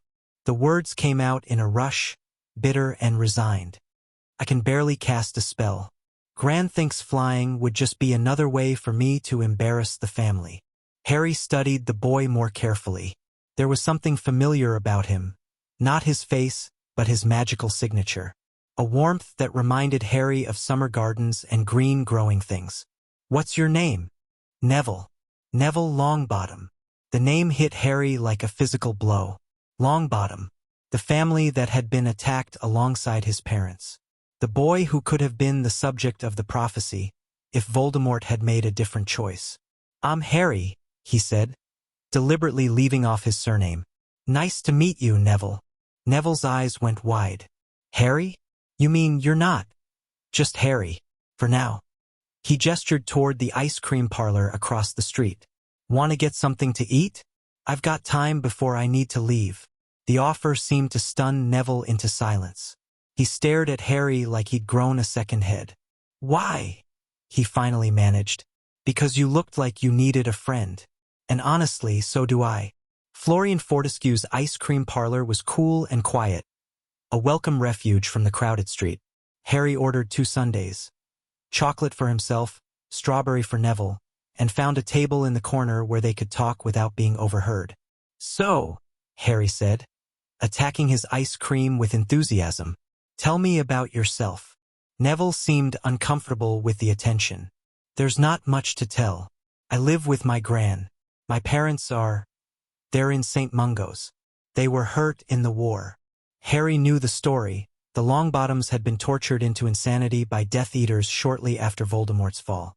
Neville had been raised by his grandmother, a formidable woman by all accounts. "I'm sorry," Harry said. "That must be hard." "It's fine. I mean, it's not fine, but—" Neville shrugged helplessly. "I visit them sometimes. They don't recognize me, but I think they know someone's there." There was a long silence. Harry wasn't sure what to say. His own parents were dead, which was terrible, but at least he didn't have to watch them live on as empty shells. "My aunt and uncle hate me," he offered. "They treat me like garbage. So I understand, kind of, not having real family." Neville looked up, surprised. "But you're Harry Potter, the boy who lived. Everyone says you're treated like royalty." Harry laughed, a harsh sound that made Neville flinch. "Everyone's wrong. I sleep in a cupboard under the stairs. I wear my cousin's old clothes. I didn't even know I was a wizard until a year ago. That's—" Neville struggled for words. "That's horrible." "Yeah, it is." Harry took another bite of ice cream, letting the sweetness wash away some of the bitterness. "But I'm working on changing things. Making my own path, you know? I wish I could do that." Neville's voice was barely a whisper. "Gran has my whole life planned out. I'm supposed to be this great wizard, like my father, but I can barely do magic at all. I think I might be a squib." "You're not a squib." "How do you know?" Harry reached out with his magical senses, feeling the power that coiled inside Neville like a sleeping dragon. It was there, strong, actually stronger than most children their age, but it was blocked somehow, suppressed. "Because I can feel your magic," Harry said. "It's not weak. It's trapped." Neville stared at him. "Trapped? What does that mean?" "I don't know exactly, but there's something stopping your power from flowing properly." "Have you ever had any kind of magical accident? Something traumatic that might have made you subconsciously lock your abilities away?" The color drained from Neville's face. "My uncle dropped me out of a window when I was a kid. He was trying to force me to show magic. I bounced.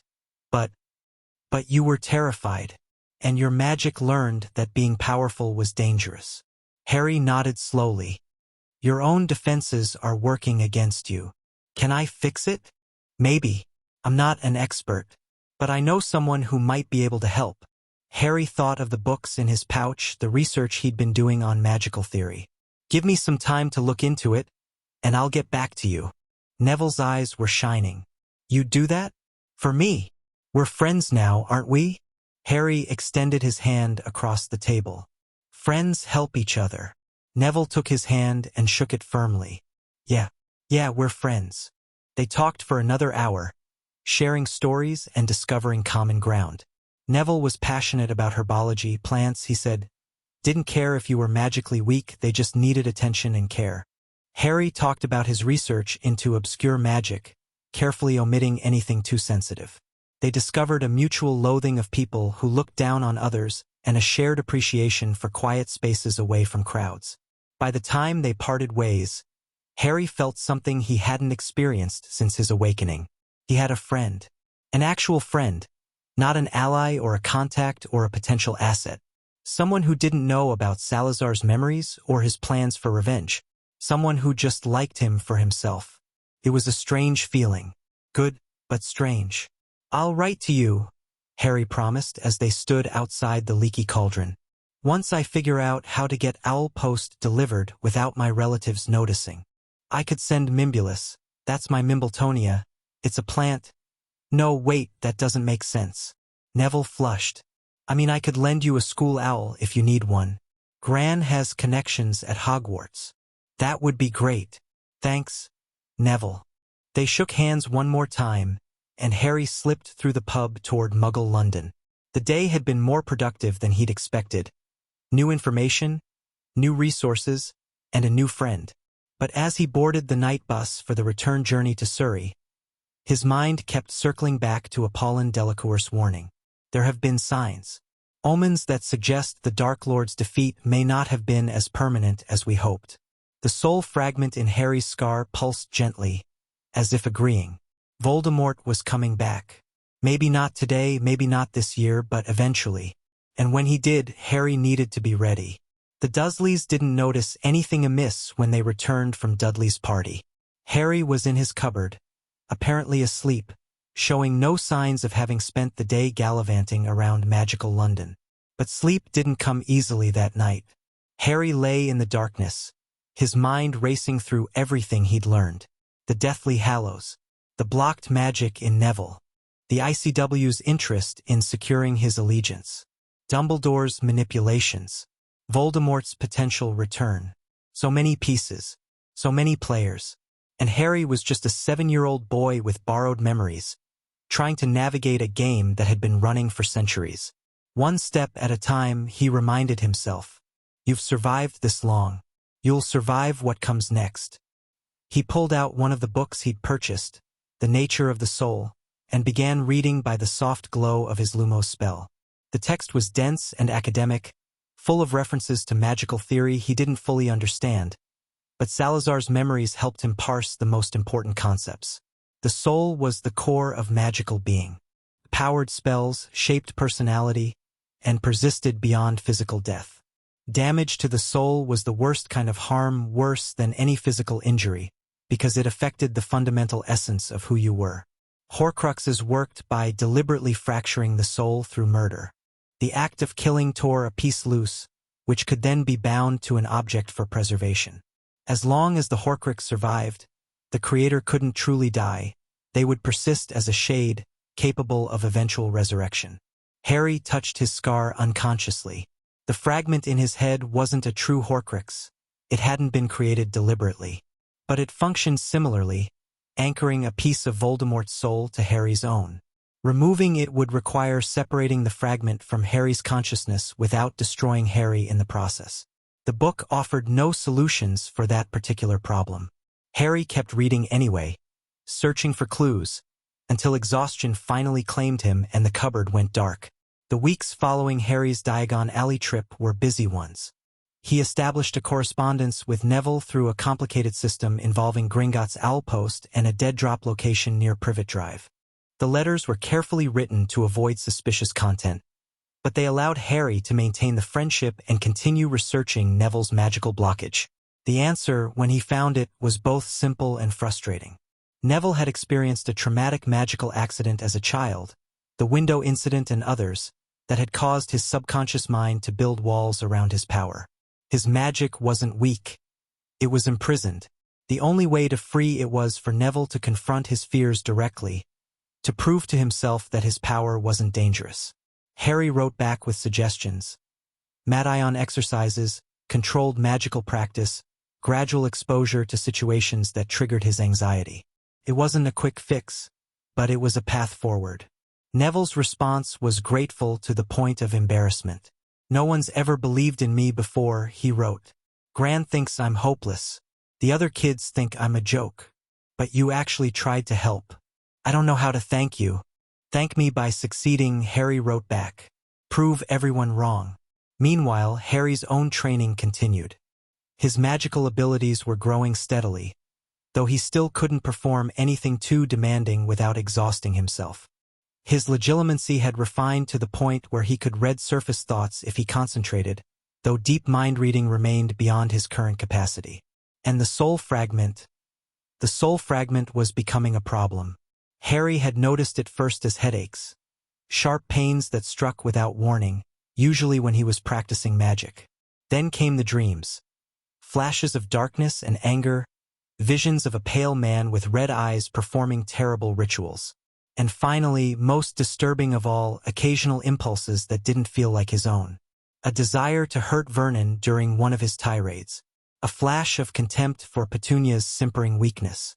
A cold calculation that measured people as tools rather than individuals. The fragment was waking up. Harry didn't know if it was his increased magical activity or simply the passage of time, but Voldemort's soul piece was becoming more active, more aware. It wasn't controlling him, not yet, but it was influencing him in subtle ways that terrified him. He needed a solution, fast. The answer came from an unexpected source. Harry was reading through his grandmother's pensive memories, a task he'd undertaken using a small practice pensive purchased from a specialty shop in Nocturne Alley, when he stumbled across a conversation that changed everything. The memory showed a younger version of his grandmother, Euphemia Potter, speaking with a man Harry didn't recognize. They were in a study somewhere, surrounded by books and artifacts. The soul-cleansing ritual is dangerous, the man was saying. It was developed by the goblin shaman centuries ago, for removing parasitic magical entities. The pain is excruciating, and there's a significant risk of permanent damage. But it would work? Euphemia pressed. If someone had been contaminated by dark magic? Theoretically, yes. The ritual forces the subject's magic to recognize and expel foreign elements. But it requires precise control and the full cooperation of the patient. If they fight it, if they resist even unconsciously, the results could be catastrophic. Harry pulled himself out of the memory, his heart pounding. A soul-cleansing ritual, developed by goblins, capable of removing parasitic magical entities. It wouldn't be easy. The memory made clear that the ritual was dangerous, painful, and potentially fatal. But it was a chance, more than he'd had before. He needed to talk to Ragnarok. You want to undergo the purification of blood and magic. Ragnarok's voice was flat, his expression unreadable. They were in his private office, the most secure location in Gringotts, speaking in whispers despite the layers of privacy spells surrounding them. I need to, Harry corrected. There's something in my head that doesn't belong there. You know what it is. I know what it is. The question is whether your people can help me get rid of it. The old goblin was silent for a long moment. Then he stood and walked to a cabinet against the wall, retrieving a crystal decanter and 2 glasses.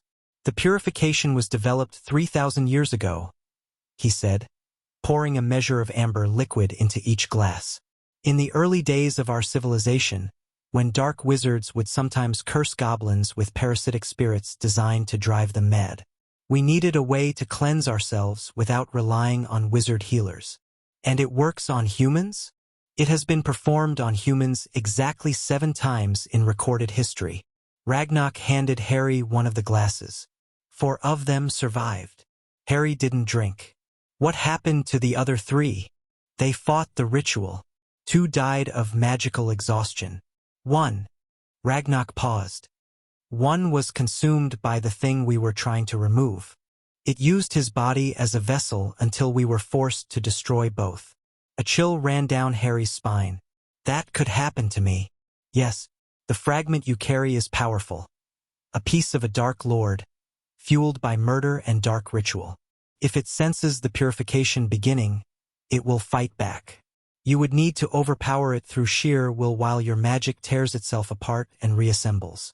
But if I succeed, then you would be free, truly free, for the first time since that night in Godric's Hollow. Harry finally took a sip of the drink. It burned going down, but the warmth settled his nerves. When can we do it? Not yet.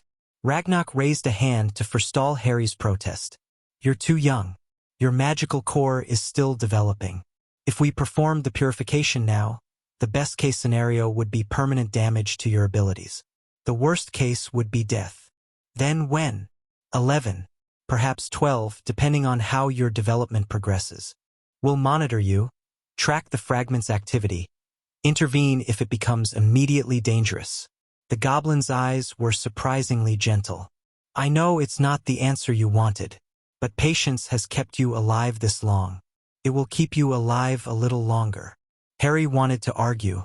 The fragment was getting stronger. He could feel it, a growing darkness at the edge of his consciousness. But Ragnarok was right. He wasn't ready. Not yet. Okay, he said finally. We wait. But if the fragment becomes too active, if I start losing control, then we'll act, regardless of the risks. Ragnarok finished his own drink. You have my word on that, Mr. Potter. The goblins do not make promises lightly. The ride back to Surrey was quiet. Harry stared out the night bus window at the blurred landscape, lost in thought. He had a timeline now. For years, maybe 5, before he could safely attempt the purification. For years of carrying Voldemort's soul inside his head, fighting its influence, trying to remain himself. It wouldn't be easy, but Harry had survived worse. Haven't I? The thought made him pause. Had he survived worse? Or had Salazar? The memories were so integrated now that it was sometimes hard to tell where one ended and the other began. He thought like Salazar, planned like Salazar, saw the world through a lens shaped by 1,000 years of experience. But he was still Harry Potter. Still a 7-year-old boy who slept in a cupboard and didn't have parents. Still someone who wanted, more than anything, to be loved. The two identities didn't have to be mutually exclusive. That was what he told himself, anyway. The bus lurched to a stop, and Harry gathered his things. One step at a time, he reminded himself. You've got friends now. You've got resources. You've got a plan. You're not alone anymore. The summer continued. Harry practiced his magic, wrote letters to Neville, and carefully monitored the fragment in his scar. It was a strange kind of normalcy, pretending to be an ordinary child while preparing for a war that most of the wizarding world didn't know was coming. Neville's letters grew more confident as the weeks passed. He was making progress with the Mad-Ion exercises, learning to trust his magic instead of fearing it. Small successes at first, a spell that actually worked on the first try, a plant that thrived under his care, but each one built on the last. I made Gran's tea float yesterday, one letter reported. She was so surprised she dropped her scone. I think she might actually be proud of me. Harry smiled as he read it. Neville was going to be okay. Better than okay eventually. As for himself, well, that remained to be seen. The day before Dudley's 8th birthday, something happened that changed Harry's understanding of his situation. He was weeding the garden, a task that had become almost native after 2 years of practice, when he felt a presence at the edge of his awareness. Someone was watching him. Harry didn't look up. He kept pulling weeds, his magical senses reaching out to identify the observer. The presence was old, powerful, and distinctly non-human. House elf, Harry realized, but not one of ours. The Potters didn't have house elves. He set down his trowel and stood, brushing dirt from his knees. You might as well show yourself. I know you're there. A soft pop, and a creature appeared in the garden. It was small and gray-skinned, with enormous bat-like ears and eyes the size of tennis balls. It wore a pillowcase that had once been white but was now stained with years of wear. Harry Potter, the creature breathed. Harry Potter is seeing Dobby. Dobby is being so honored. Hello, Dobby. Harry kept his voice calm. Why are you watching me? Dobby is not being able to say. The house elf looked conflicted, wringing his hands together. Dobby is belonging to a great wizarding family, and Dobby is not being allowed to. He cut himself off and started hitting his head against the garden fence. Harry caught him before he could do serious damage. Stop. You'll hurt yourself. Dobby is bad elf. Dobby is almost speaking against masters. But the creature stopped struggling, looking up at Harry with those enormous eyes. Harry Potter is being kind to Dobby. Other wizards is not being kind. I'm not like other wizards. Harry helped the elf stand upright. Can you tell me anything about why you're here? Without betraying your masters. Dobby's face scrunched in concentration. Dobby is only saying, Harry Potter should not be going to Hogwarts. Terrible things is happening. Dangerous things. Harry Potter is being safer staying away. Dangerous things at Hogwarts? The elf nodded frantically. Dobby is hearing things.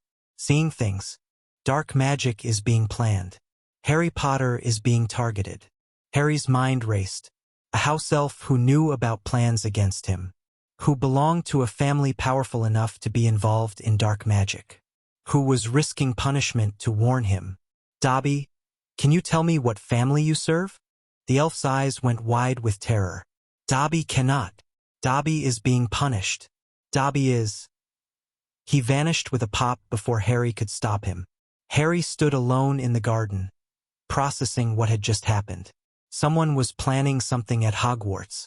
Something dangerous. Something that specifically targeted him.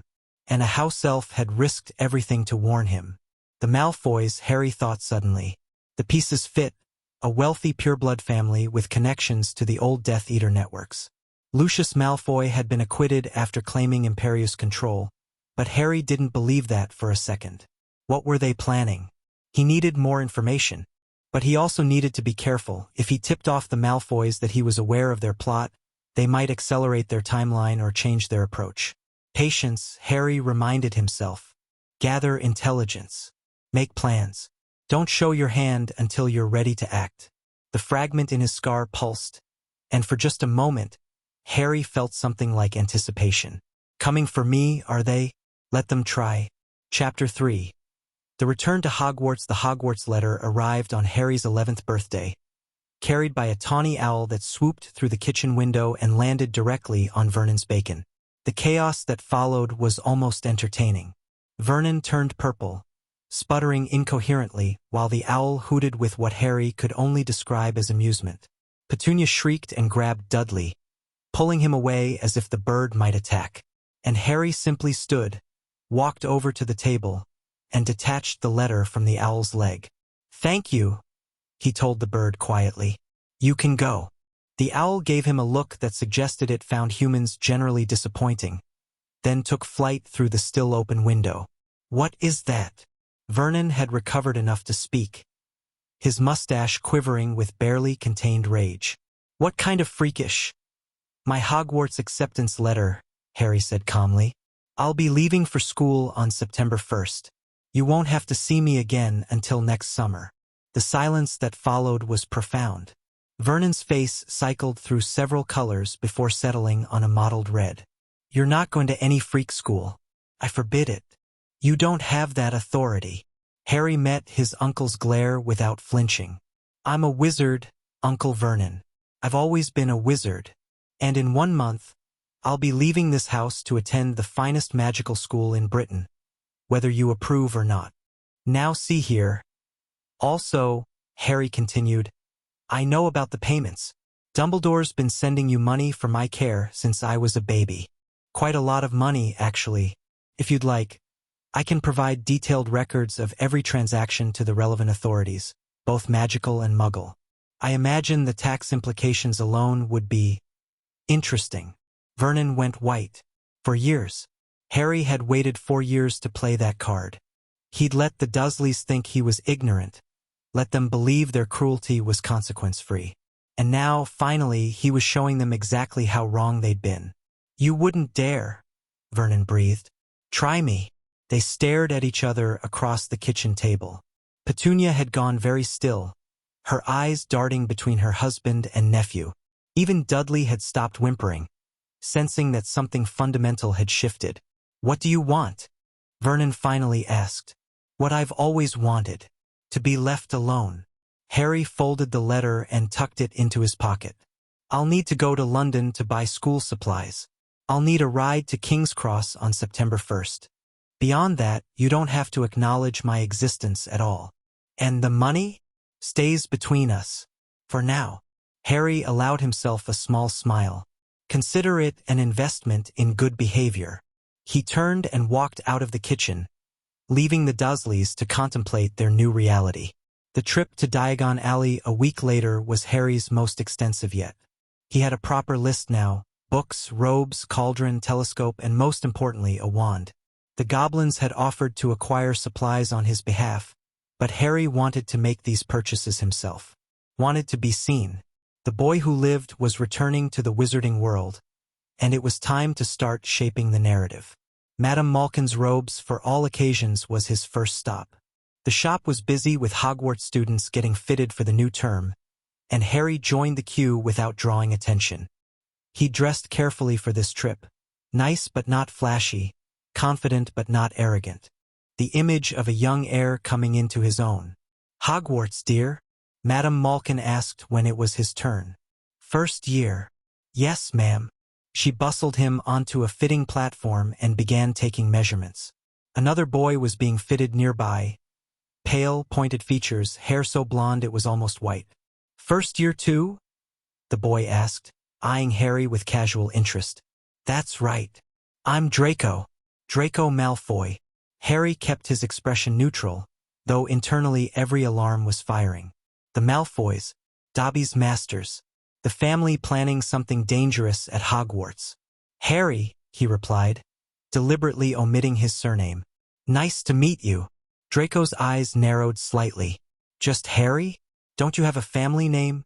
"Everyone has a family name. Whether they share it with strangers is a different question." The pointed observation made Draco pause. He studied Harry more carefully, taking in the quality of his robes, the confidence in his posture, the way he met Draco's gaze without flinching. "You're not Muggle-born," Draco said finally.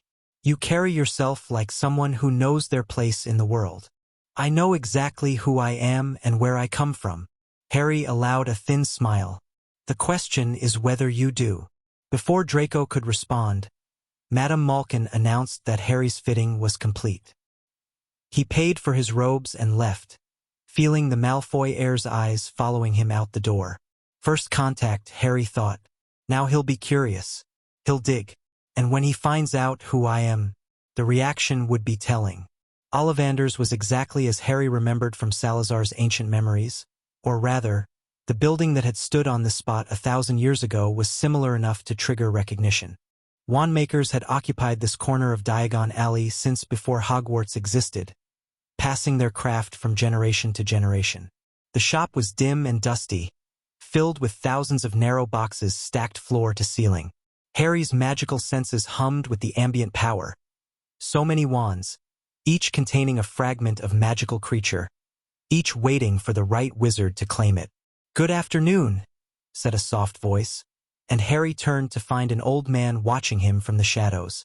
Garrick Ollivander had pale, silvery eyes that seemed to pierce through flesh and bone to examine whatever lay beneath.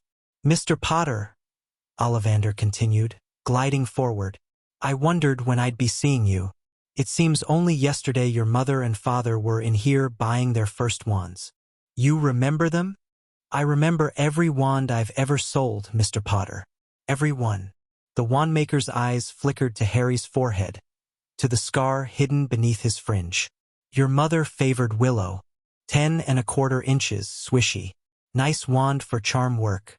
Your father, on the other hand, mahogany, 11 inches, pliable. A little more power, excellent for transfiguration." Harry said nothing. He'd learned that Ollivander liked to talk, to establish his mystique. Better to let him run through his performance than interrupt. "And then there's the wand that gave you that scar." Ollivander's voice dropped. "You, 13½ inches. Phoenix feather core. I sold that wand to Tom Riddle 60 years ago.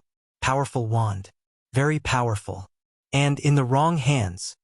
"I'm not here to discuss Voldemort's wand," Harry said quietly. "I'm here to find my own." Ollivander's eyebrows rose. "You use his name. Unusual for someone your age. Fear of a name increases fear of the thing itself. I've never seen the point in pretending otherwise." The wandmaker studied him for a long moment. Then slowly he smiled. "I believe we'll find something special for you, Mr. Potter. Let's see. Which is your wand arm?" Harry held out his right hand. Tape measures began flying through the air, taking measurements of their own accord while Ollivander rummaged through boxes. "Try this one. Beechwood and dragon heartstring. 9 inches. Nice and flexible. Harry took the wand and gave it a wave. Nothing happened. No. Let's see. Maple and phoenix feather. 7 inches. Quite whippy. Another wave. A vase on the counter exploded. Definitely not. They worked through wand after wand. Ollivander grew more animated with each failure, his eyes gleaming with professional interest. Harry could feel him probing, searching for something. A clue to what kind of wizard Harry Potter truly was. And then Ollivander paused, his expression shifting to something more complex. "I wonder," he murmured, and disappeared into the back of the shop. He returned carrying a single box, which he opened with unusual care. Holly and phoenix feather. 11 inches. Nice and supple. Harry reached for the wand, and the moment his fingers touched the wood he knew. Warmth flooded through him. The wand hummed in his grip, resonating with his magic in a way none of the others had. Golden sparks shot from the tip, illuminating the dusty shop with their glow. "Oh, bravo," Ollivander whispered. "Yes, indeed. Very good. But curious? Very curious." "What's curious?" "I remember every wand I've ever sold, Mr. Potter. It so happens that the phoenix whose tail feather is in your wand gave another feather, just one other. It is curious that you should be destined for this wand when its brother gave you that scar." Harry's grip tightened on the holly wood. The brother wand to Voldemort's. Of course. "The wand chooses the wizard," Ollivander continued. "That much has always been clear to those of us who study wand lore. And I think we must expect great things from you, Mr. Potter. After all, he who must not be named did great things. Terrible, yes, but great. I don't intend to follow his path." "No?" Ollivander's pale eyes searched Harry's face. I wonder what path you will follow, Mr. Potter. Something tells me it will be unprecedented." Harry paid for his wand 7 galleons, and left the shop with Ollivander's words echoing in his mind. Unprecedented. That was one way to put it. The remaining supplies were acquired without incident. Books from Flourish and Blots, including several additional texts Harry added to the standard list. A cauldron, scales, and telescope from the appropriate shops. Parchment, ink, and quills. And finally, as the sun began to set over Diagon Alley, Harry made his way to Elop's Owl Emporium. He needed a familiar, something that could carry messages, keep him connected to his allies outside Hogwarts. The obvious choice was an owl, but as Harry browsed the selection, nothing felt right. Then he heard it, a soft hissing from a dark corner of the shop. Words, barely audible, in a language Harry understood perfectly. "Stupid warmbloods, keeping me in this glass prison. I should eat them all." Harry followed the sound to a terrarium tucked away on a back shelf. Inside, coiled in lazy spirals, was a snake. Small but clearly venomous, its scales an iridescent green that shifted to black in certain lights. "Hello," Harry said in Parseltongue. "You seem unhappy." The snake's head snapped up, its eyes fixing on Harry with sudden, intense focus. "A speaker," it hissed. "A speaker of the true tongue. It has been so long. How did you end up here?" "Caught by wizards in the forests of Albania. Brought here, sold like common prey. They do not know what I am. They think me just a snake." "And what are you?" The snake's tongue flickered out, tasting the air around Harry. "I am Ashera. I am of the serpents who served the Dark One before his fall. My mother's mother's mother was blessed by him, given magic beyond our kind. We have waited for his return. Albania, the Dark One, Voldemort's followers even among snakes." Harry should have been horrified. Instead, he felt a strange kinship. This creature had been twisted by Voldemort's magic, bound to a legacy it hadn't chosen, just like Harry himself. "I'm not Voldemort," Harry said quietly. "I'm his enemy. He killed my parents and put a piece of himself inside my head." Ashera was silent for a long moment. Then, slowly, she uncurled and pressed herself against the glass nearest Harry.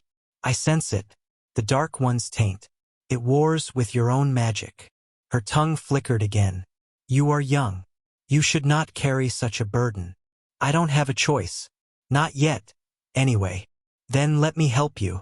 The snake's eyes gleamed with something that might have been determination. The Dark One enslaved my line. If you destroy him, you free us. Take me with you, speaker. I will be your eyes in the shadows. Harry considered. A magical snake with connections to Voldemort's network could be useful. Dangerous, but useful. And there was something else.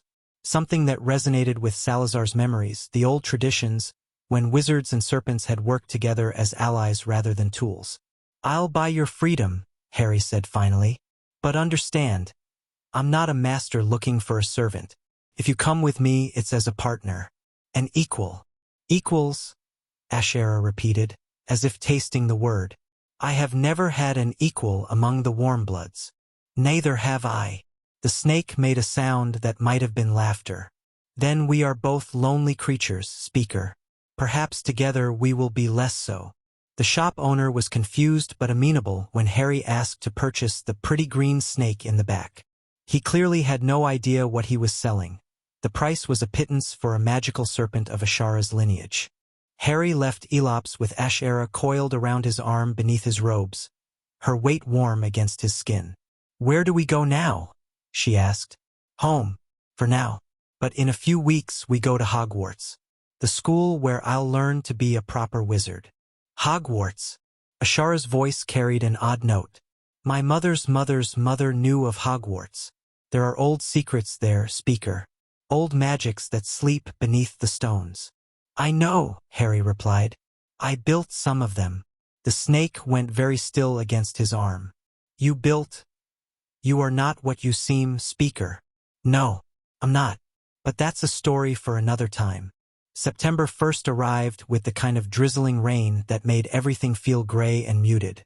Vernon drove Harry to King's Cross Station in sullen silence, depositing him at the curb with barely a grunt of acknowledgement before peeling away. Harry didn't mind.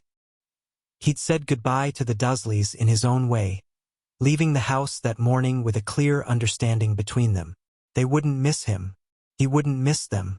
The arrangement suited everyone. Platform 9 3/4 was exactly where Harry expected it, between platforms 9 and 10, accessible through the apparently solid barrier. He'd known about it for years, of course, but there was still something satisfying about walking through for the first time. The Hogwarts Express gleamed scarlet in the dim light of the hidden platform. Students and parents crowded the space, voices raised in farewell and last-minute instruction.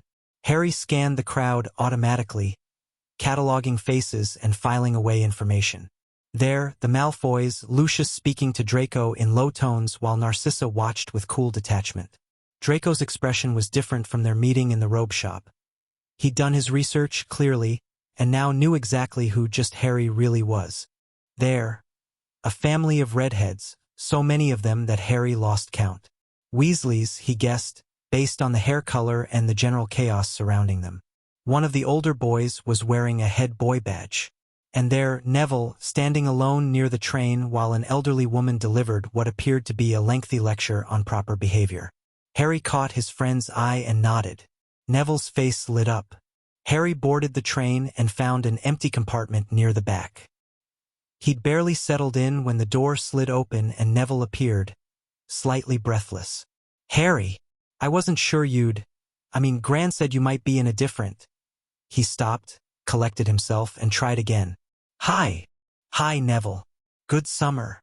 Yeah, actually. Neville dropped into the seat across from Harry, a genuine smile spreading across his face. The exercises you suggested really helped. I can actually cast spells now. Proper ones that work on the first try. That's great. It is, isn't it? Neville seemed almost surprised by his own success. Gran noticed too. She's still disappointed I'm not more like my father. But she stopped saying I might be a squib, so that's something. Harry felt Ashera shift beneath his robes. Neville didn't seem to notice, but the snake's interest was palpable. This one has power, she observed. Hidden like embers beneath ash. You have been helping him fan the flames. He's my friend. Interesting. I did not think speakers had friends among the Warmbloods. Harry ignored her and focused on Neville. They talked about the summer, about what they expected from Hogwarts, about which subjects seemed most interesting. Neville was passionate about herbology, no surprise there, while Harry admitted to curiosity about defense against the dark arts. The train was moving before the compartment door opened again. Draco Malfoy stood in the corridor, flanked by two large boys who looked like they'd been hired for their muscle rather than their brains. "So it's true," Draco said, his gray eyes fixed on Harry. "Harry Potter is on the train. I wasn't sure I believed it when I found out who you were." "Hello, Draco. I see you've done your homework. You lied to me. In the robe shop. I omitted my surname. That's not the same thing." Harry gestured to the empty seat beside Neville. "Would you like to sit down? Or are you planning to loom threateningly in the doorway?" Draco's eyes narrowed, but after a moment's hesitation, he stepped into the compartment. His bodyguards, Crabbe and Goyle, Harry presumed, remained in the corridor, blocking the door. "My father told me all about you," Draco said, settling onto the edge of the seat as if afraid to commit fully. "The boy who lived, raised by Muggles, expected to be a Gryffindor hero. Your father doesn't know me at all. He knows your family. The Potters were blood traders, Muggle lovers. The Potters were one of the oldest wizarding families in Britain." Harry's voice was calm, but there was steel beneath it. "We were fighting dark wizards while the Malfoys were still selling their loyalty to the highest bidder. If anyone's family should be ashamed, Draco, it isn't mine." Silence fell over the compartment. Neville looked terrified. Draco looked uncertain. "You're not what I expected," Draco admitted after a long pause. "I get that a lot. My father says you'll be a Gryffindor, that you'll spend your time at Hogwarts being Dumbledore's pet, fighting for Muggles and mudbloods. Your father is wrong about many things. I suspect that's one of them." Draco studied Harry with new interest. "What house do you expect to be in?" "The one that suits me best, which isn't necessarily the one everyone expects." Another silence.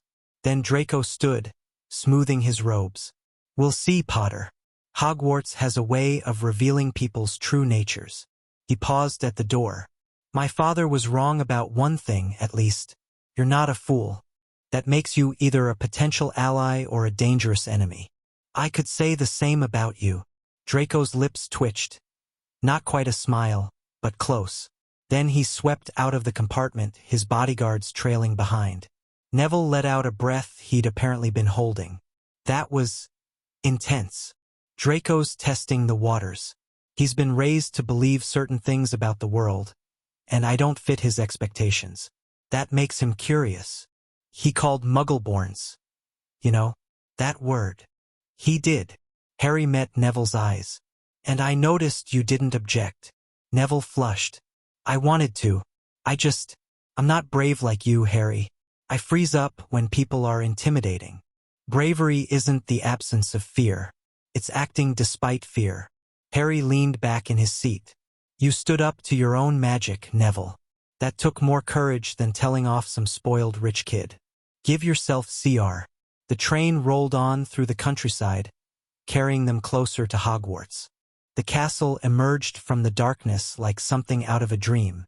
Harry had seen it before in Salazar's memories, watched it being built, stone by stone, enchantment by enchantment.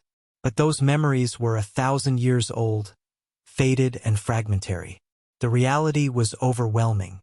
Hogwarts rose from the Scottish Highlands like it had grown there, towers and turrets silhouetted against a star-filled sky. Lights blazed in countless windows. The lake below reflected the castle's image, doubling its majesty. "Home," something in Harry whispered. "We're finally home." He wasn't sure if the thought was his or Salazar's. Maybe it didn't matter. The first years crossed the lake in small boats, guided by a giant of a man named Hagrid who seemed to have taken an immediate liking to Harry. The journey was short but memorable.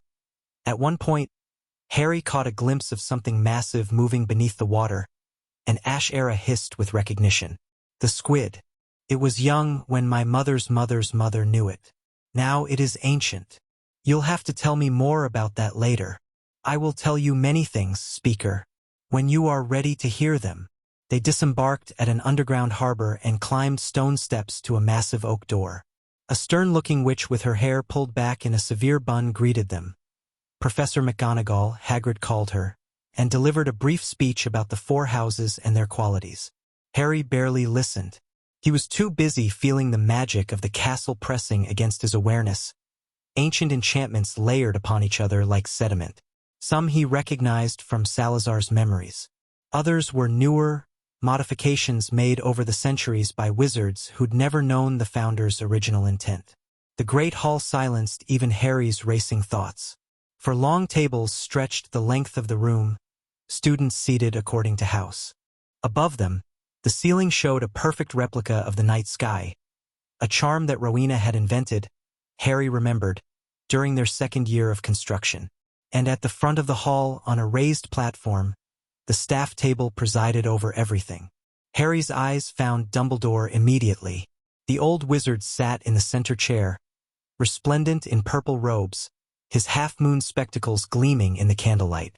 He looked exactly as Harry had imagined from descriptions. Grandfatherly, wise, benevolent, and dangerous, very dangerous. McGonagall produced a stool and a battered old hat. Harry knew what came next.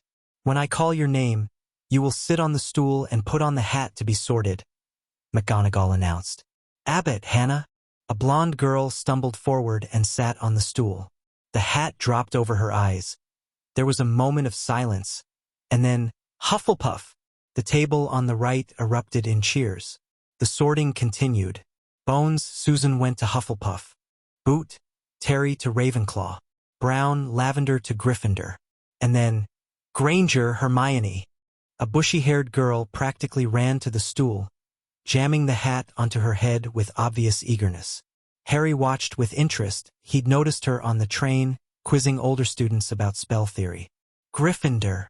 She beamed and hurried to the applauding table. Longbottom, Neville. Neville walked to the stool with more confidence than Harry would have expected a year ago.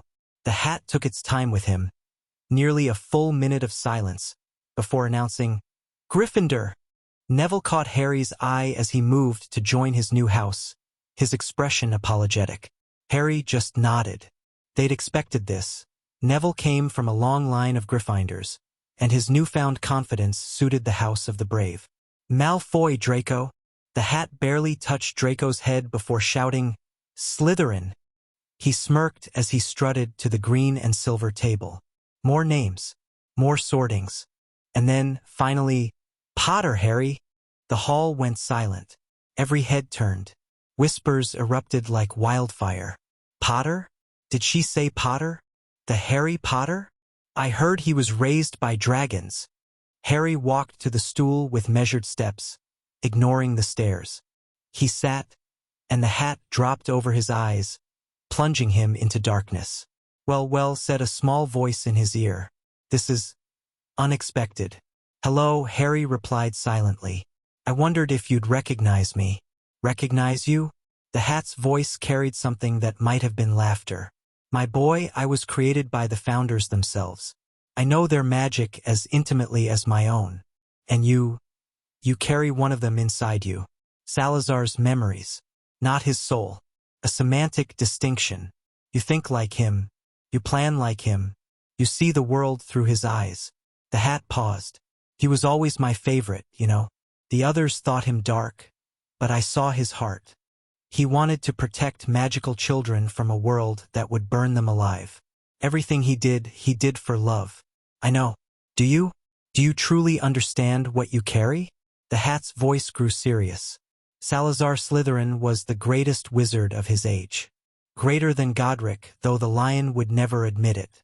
Greater than Rowena, despite her brilliance.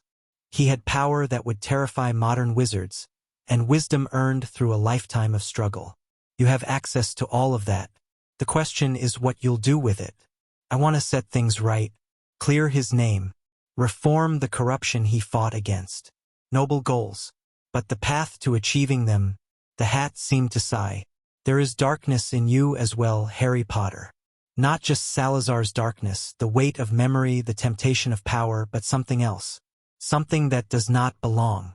The Horcrux. Yes. I can feel it, lurking at the edges of your consciousness. It will complicate things considerably. Another pause. Now, where to put you?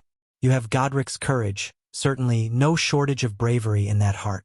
And Rowena's love of knowledge, Helga's loyalty to those you consider yours. But the strongest thread, the most dominant characteristic, Slytherin, of course. You are his heir in every way that matters. His cunning, his ambition, his willingness to do whatever is necessary to achieve his goals. You belong in his house, Harry Potter. The question is whether you're ready for what that means. I've been ready for years. Have you? Slytherin House is not what it once was. It has been corrupted, twisted into something Salazar would never have recognized. Blood supremacy was never his creed. He judged by ability, not ancestry. But 1,000 years of propaganda have poisoned the well. If you go to Slytherin, you will be swimming against a tide of prejudice, both within the house and without. Good. I work best against opposition. The hat was silent for a long moment. Then softly, he would be proud of you, I think. The man he was, not the monster they made him. I hope so. Very well, Harry Potter. Heir of Slytherin. Carrier of a Dark Lord's soul. Vessel for a founder's wisdom. Let's see what you make of the world. And then aloud, in a voice that rang through the great hall, Slytherin!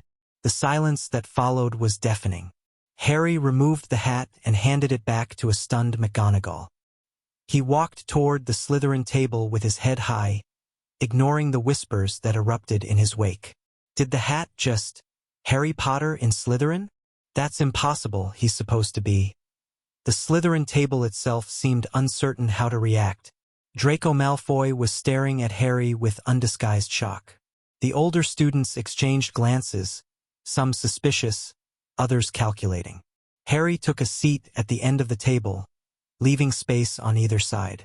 He didn't want to insert himself into existing social structures. Not yet. Better to observe first, understand the dynamics before making his moves.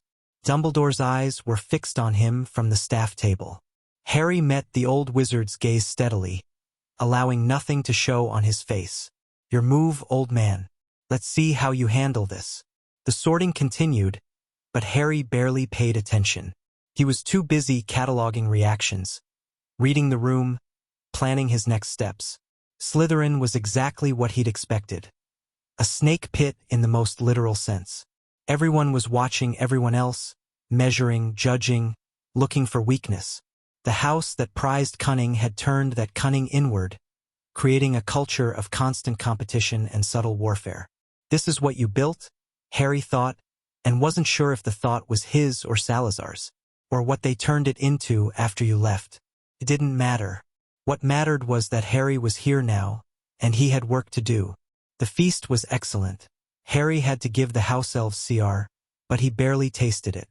His mind was racing, processing the evening's events and their implications. His placement in Slytherin would change everything. The wizarding world had expected their savior to be a golden Gryffindor, a noble hero who would stand against the dark forces gathering on the horizon. Instead, they'd gotten a snake, the same house that had produced Voldemort himself. Some would see it as a betrayal. Others would see it as an opportunity. And a very few, might see it for what it actually was, the beginning of something new. Draco approached him after the feast, as the Slytherins followed their prefect toward the dungeons. I didn't expect that, Draco admitted, falling into step beside Harry. Neither did anyone else, apparently. My father is going to be very interested when he hears. I'm sure he will be. Harry glanced at Draco. What about you? What do you think? Draco considered the question seriously. I think you're more complicated than I assumed. And I think Slytherin House just became a lot more interesting. Interesting can be dangerous. Everything worth doing is dangerous. Draco's lips curved into something that wasn't quite a smile. Welcome to the snake pit, Potter. Try not to get eaten. The Slytherin common room was beneath the lake, its windows looking out into dark green water. Occasionally, something would swim past. The giant squid, Harry presumed, or one of the merpeople who dwelt in the lake's depths. Harry claimed a bed in the first-year dormitory, setting up basic privacy wards around his space. He wasn't worried about his roommates, not yet, but old habits died hard. "This place smells of old magic," Ashera observed, emerging from beneath his robes to explore the room. "Your predecessor's work, I assume." "Some of it. The castle has been modified extensively since his time. But the foundations remain. I can feel them, protections woven into the very stones. This was meant to be a refuge, wasn't it? A place where magical children could be safe from persecution. That was the idea. Whether it worked out that way." Harry trailed off, staring out the window at the murky depths. Somewhere out there, beneath the castle he'd helped build, lay the Chamber of Secrets. A refuge within a refuge, designed to protect the most vulnerable students when even Hogwarts itself might be compromised. He would need to visit it soon, but carefully. The chamber was supposed to be a secret, and revealing his knowledge of it would raise questions he wasn't ready to answer. One step at a time, he reminded himself. "You've made it to Hogwarts. You're in Slytherin. The next phase begins tomorrow." He closed his eyes and let himself drift toward sleep. The first week of classes established patterns that would define Harry's Hogwarts experience. In Transfiguration, Professor McGonagall watched him with obvious suspicion, as if expecting him to sprout fangs and attack the other students at any moment. Harry responded by being a perfect student, attentive, hardworking, successful but not show-offly so. By Friday, she'd relaxed slightly, though her eyes still lingered on his Slytherin tie with something like disappointment. Charms was easier. Professor Flitwick seemed delighted by Harry's quick grasp of the material, and didn't seem to care which house he belonged to. The tiny professor was more interested in magical theory than house politics, which suited Harry perfectly. Herbology brought him back into contact with Neville, who'd been avoiding him since the sorting. Harry cornered him after the first class, ignoring the curious looks from other students. "You're allowed to talk to me, you know. Being in different houses doesn't make us enemies." Neville looked miserable. "I know. It's just, everyone says Slytherins are dark wizards. That you have to be evil to get sorted there. Everyone is wrong about a lot of things. You should know that better than most." "But, Neville." Harry fixed him with a steady gaze. "We've been friends for years. We've exchanged hundreds of letters. You know me. Do you honestly think I've become a dark wizard overnight?" Neville was quiet for a long moment. Then slowly he shook his head. No, I don't." "Then trust what you know, not what everyone says." Harry clapped him on the shoulder. "I'll see you in class tomorrow." He walked away before Neville could respond, but he could feel his friend's eyes on his back. It would take time to rebuild that trust. But it was possible. History of magic was taught by a ghost named Professor Binns, who droned on in a monotone that put most of the class to sleep within minutes. Harry used the time to study his own materials, the books on soul magic he'd acquired, his family's historical records, anything that might help him prepare for what was coming. Astronomy was held at midnight in the tallest tower, and Harry found the experience oddly peaceful. The stars looked the same as they had 1,000 years ago. Some things at least hadn't changed, but it was potions that Harry had been both anticipating and dreading. Professor Severus Snape was head of Slytherin House and, according to everything Harry had learned, a former Death Eater who'd supposedly turned spy for Dumbledore. He was also, apparently, the man who'd been in love with Harry's mother and hated Harry's father. The emotional complications were going to be interesting. The potions classroom was in the dungeons, cold and damp, with jars of pickled specimens lining the walls. Snape swept in like a dark cloud, robes billowing, and immediately fixed his gaze on Harry. "Ah, yes," he said softly. "Harry Potter, our new celebrity." The Slytherins snickered. The Gryffindors they shared this class bristled. Harry said nothing. He kept his expression neutral, his posture relaxed, waiting. Snape seemed thrown by the lack of reaction.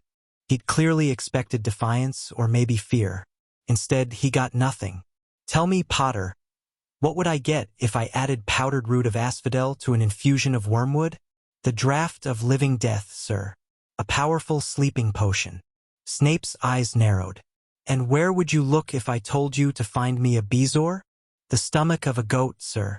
It serves as an antidote to most poisons. What is the difference between monkshood and wolfsbane? They're the same plant, sir. Also known as aconite. Silence. Snape stared at Harry with an expression that was difficult to read. Surprise, certainly, but something else beneath it. Something almost like recognition. It seems fame isn't everything, Snape said finally. 5 points to Slytherin for actually reading your textbooks. He turned away and began the lesson, but Harry could feel his attention lingering. Whatever Snape had expected from Harry Potter, he hadn't gotten it. Good, Harry thought. Keep them guessing. The second week brought defense against the dark arts, and with it, Harry's first encounter with the man who would become his primary antagonist for the year. Professor Quirrell was a nervous wreck, stuttering, flinching at loud noises, smelling faintly of garlic. He claimed to have encountered a vampire on his travels, which had given him a permanent case of the jitters. Harry didn't believe a word of it. The moment he entered the classroom, his scar flared with pain so intense he nearly stumbled. The soul fragment in his head was reacting to something that felt dark and powerful and horribly familiar. Voldemort, Harry realized. He's here. Somehow he's here. He forced himself to remain calm, to take his seat and appear normal. But his magical senses were on full alert, probing the room for the source of his scar's reaction. It was Quirrell, or rather, something attached to Quirrell. A presence that lurked at the back of the man's head, hidden beneath his ridiculous turban. He's possessing him. Voldemort's spirit is possessing Quirrell. The implications were staggering. Voldemort wasn't just a threat for the future, he was here now inside Hogwarts. Whatever Dobby had warned about, whatever dangerous things were being planned, they were already in motion. Harry sat through the class in a state of heightened awareness, cataloging everything he could about Quirrell's behavior. The man's stutter was fake. Harry caught several moments where it disappeared entirely before being hastily reintroduced. His nervousness was exaggerated, a performance designed to make people underestimate him. And the turban. Harry's scar throbbed every time he looked at it. I need to find out what he's after, Harry thought. And I need to stop him before he gets it. That night, Harry made his first visit to the Chamber of Secrets. He waited until the common room was empty, slipping out through a hidden passage that Salazar had built for exactly this purpose. The route took him through service corridors and forgotten rooms, eventually depositing him in a girl's bathroom on the second floor. The entrance was exactly where he remembered it, a tap with a tiny snake engraved on the side. Open, Harry hissed in Parseltongue. The sink sank into the floor, revealing a dark tunnel that plunged into the depths of the castle. Harry lit his wand and began the descent. The chamber itself was magnificent and terrible in equal measure. Massive stone pillars carved with serpents supported a ceiling lost in shadow. At the far end, a towering statue of Salazar Slytherin gazed down with an expression of stern judgment. And coiled at the statue's base, her scales gleaming in the wandlight, was a serpent larger than any Harry had ever imagined. The basilisk, guardian of the chamber, 1,000 years old, and very much awake. Master, she hissed, her voice echoing through the vast space. You have returned at last. Harry approached slowly, respectfully. This creature had been Salazar's companion, his protector, his friend. She deserved better than fear. I am not Salazar, he said. I carry his memories, but I am my own person. My name is Harry Potter.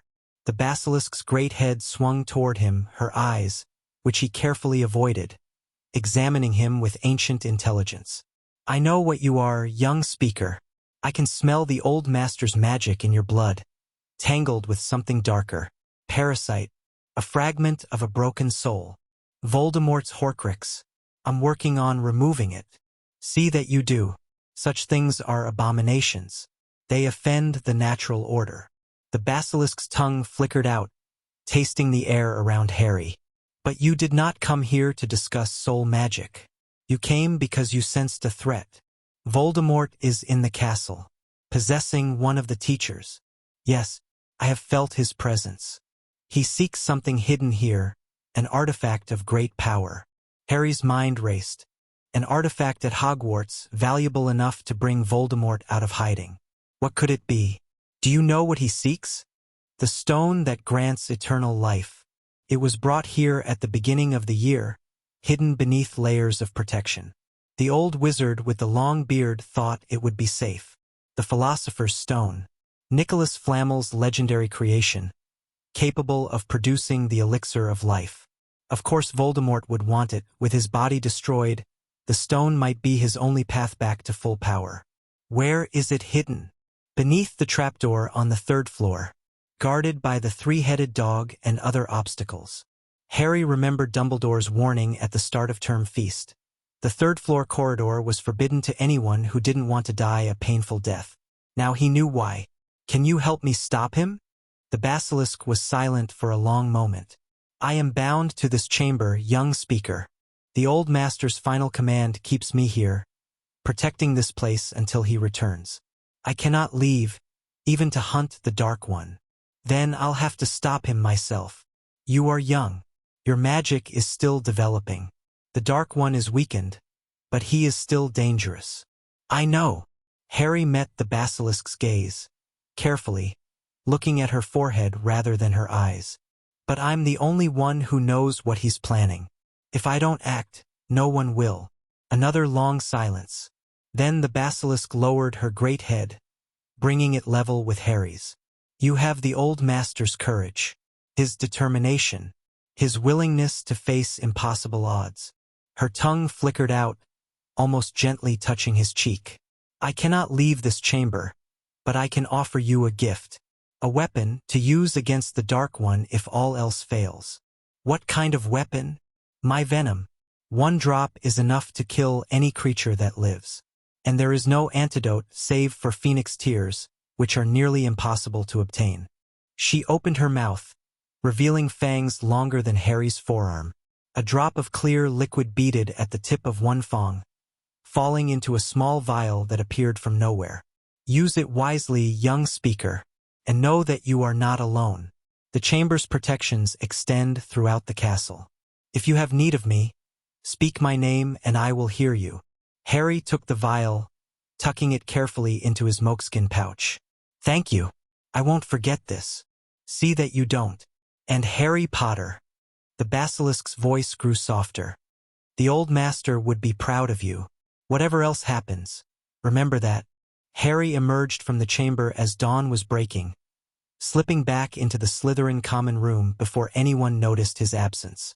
His mind was full of plans and possibilities, strategies for confronting Quirrell without revealing his own secrets. The year had barely begun, and already the game was in motion. Voldemort was here. The Philosopher's Stone was in danger. And Harry Potter, 11 years old and carrying the memories of a founder, was the only one who knew. One step at a time, he reminded himself. Gather information. Build alliances. Don't show your hand until you're ready to strike. He had months before Voldemort would make his move. The protections around the stone would take time to bypass.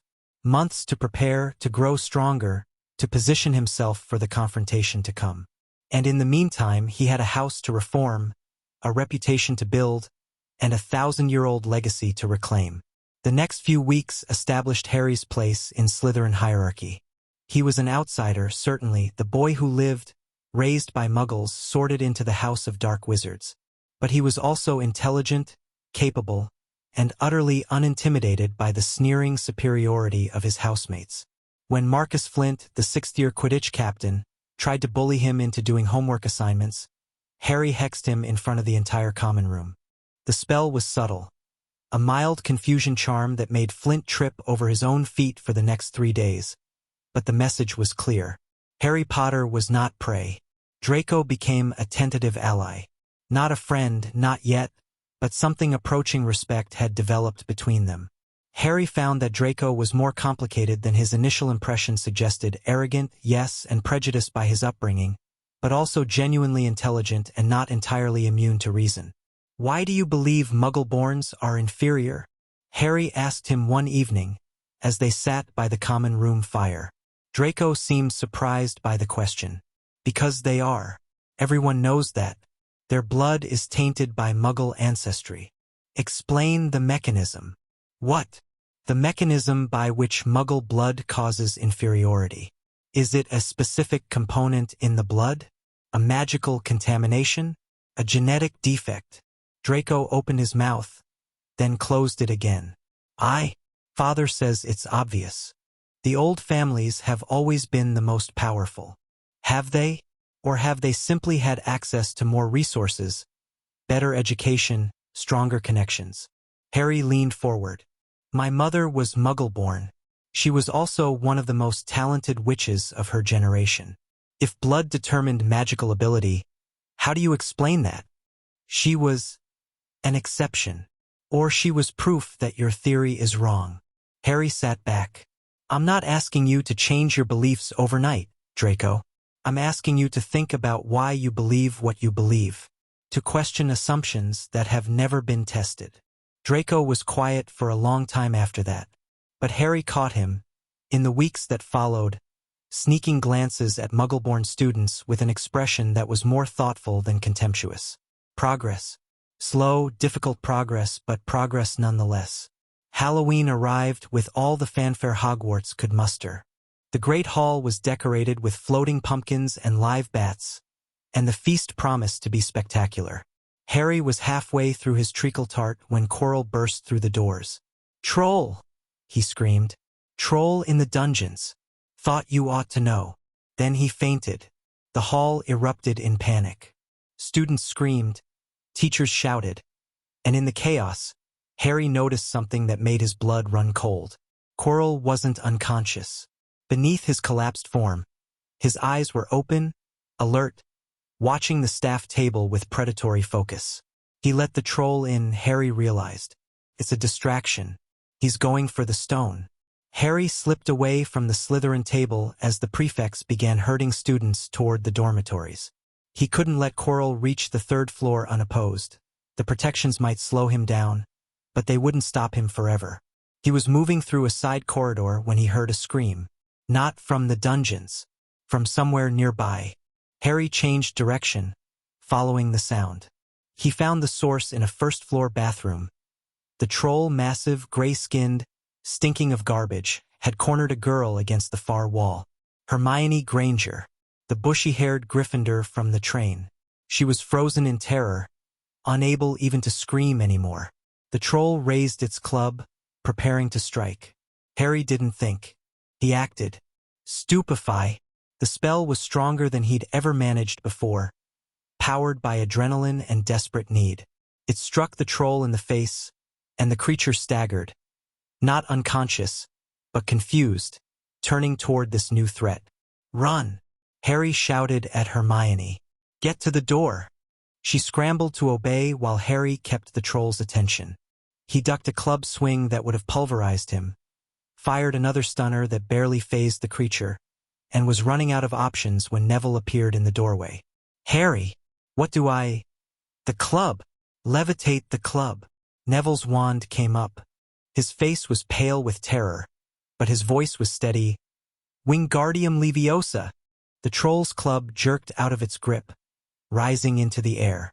The creature looked up, confused, just as Neville dropped the club directly onto its head. The troll collapsed with a thunderous crash. It didn't get up. Silence. Then Hermione burst into tears, and Neville looked like he might faint, and Harry found himself laughing wild, half-hysterical laughter that he couldn't quite control. That was insane, he managed. That was completely, absolutely insane. You saved my life, Hermione whispered. Both of you. You saved my life. Yeah, well, Harry took a deep breath, forcing himself to calm down. I wasn't going to let a troll eat a fellow student. Even a Gryffindor. The joke fell flat, but Hermione managed a weak smile anyway. Footsteps in the corridor. McGonagall appeared, followed by Snape and Quirrell. The teachers took in the scene. 3 first years, an unconscious troll, destruction everywhere, with expressions ranging from horror to grudging respect. Explain, McGonagall demanded. Harry did, omitting his suspicions about Quirrell.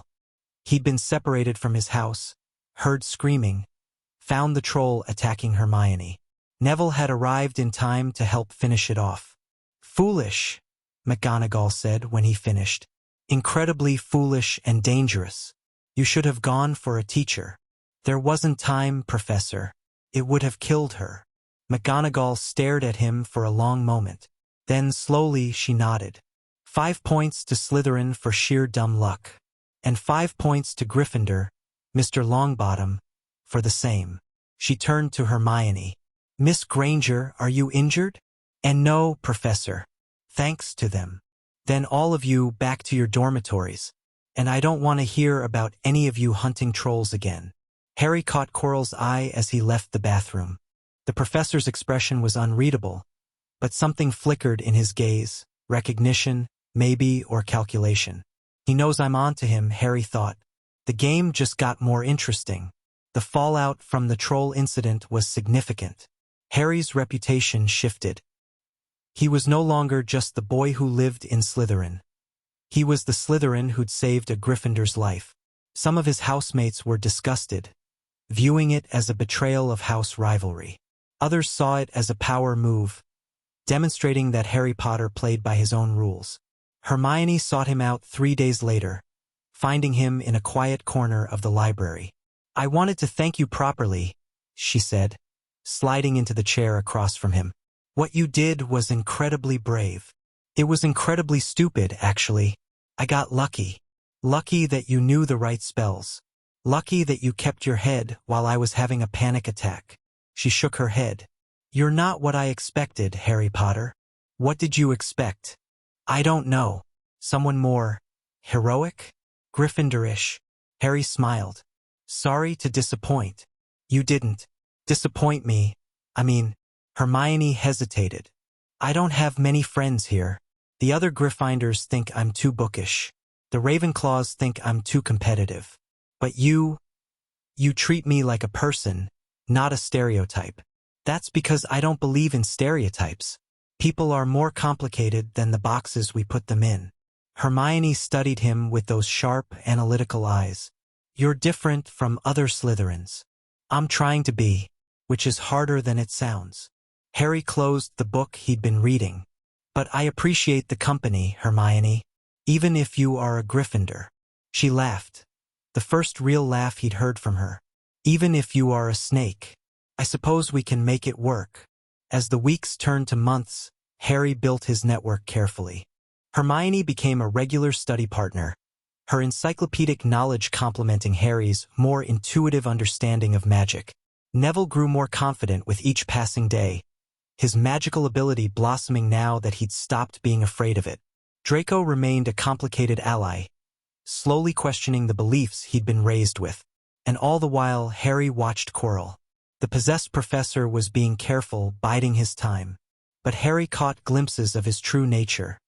Moments when the stutter disappeared, when his eyes gleamed with an intelligence that didn't belong to a nervous scholar. He was planning something. Harry just had to figure out what. The answer came in December, when Hagrid let slip that a 3-headed dog named Fluffy was guarding something created by Nicholas Flamel, the Philosopher's Stone. Just as the basilisk had said. He'll make his move soon, Harry thought. The protections won't hold forever, and he's getting stronger. I need to be ready. Christmas came and went. Harry stayed at Hogwarts, exploring the castle and deepening his understanding of its magic. He spent hours in the Chamber of Secrets, speaking with the basilisk about the old days and the founder's original intentions. "They loved each other, you know," she told him one night. "Godric and Salazar. Not romantically, but as brothers. Their falling out broke both their hearts." What happened? Politics, fear. The same things that always destroy friendships between powerful men. The basilisk's voice was sad. Godric believed Salazar had gone too far in his suspicion of Muggleborns. Salazar believed Godric was naive about the dangers they faced. Neither was entirely wrong. Neither was entirely right. And 1,000 years later, their conflict is still shaping the wizarding world. That is the way of legends. They grow larger than the people who created them, until the truth is buried beneath layers of myth and propaganda. Harry thought about that a lot. about how easy it was to reduce complex people to simple narratives, about how the story of Slytherin as monster had been used to justify prejudice and division for centuries. He was going to change that, somehow. Spring arrived, and with it, the final act of the year's drama. Harry learned from Hagrid, who really couldn't keep a secret to save his life, that someone had been asking about Fluffy, wanting to know how to get past him.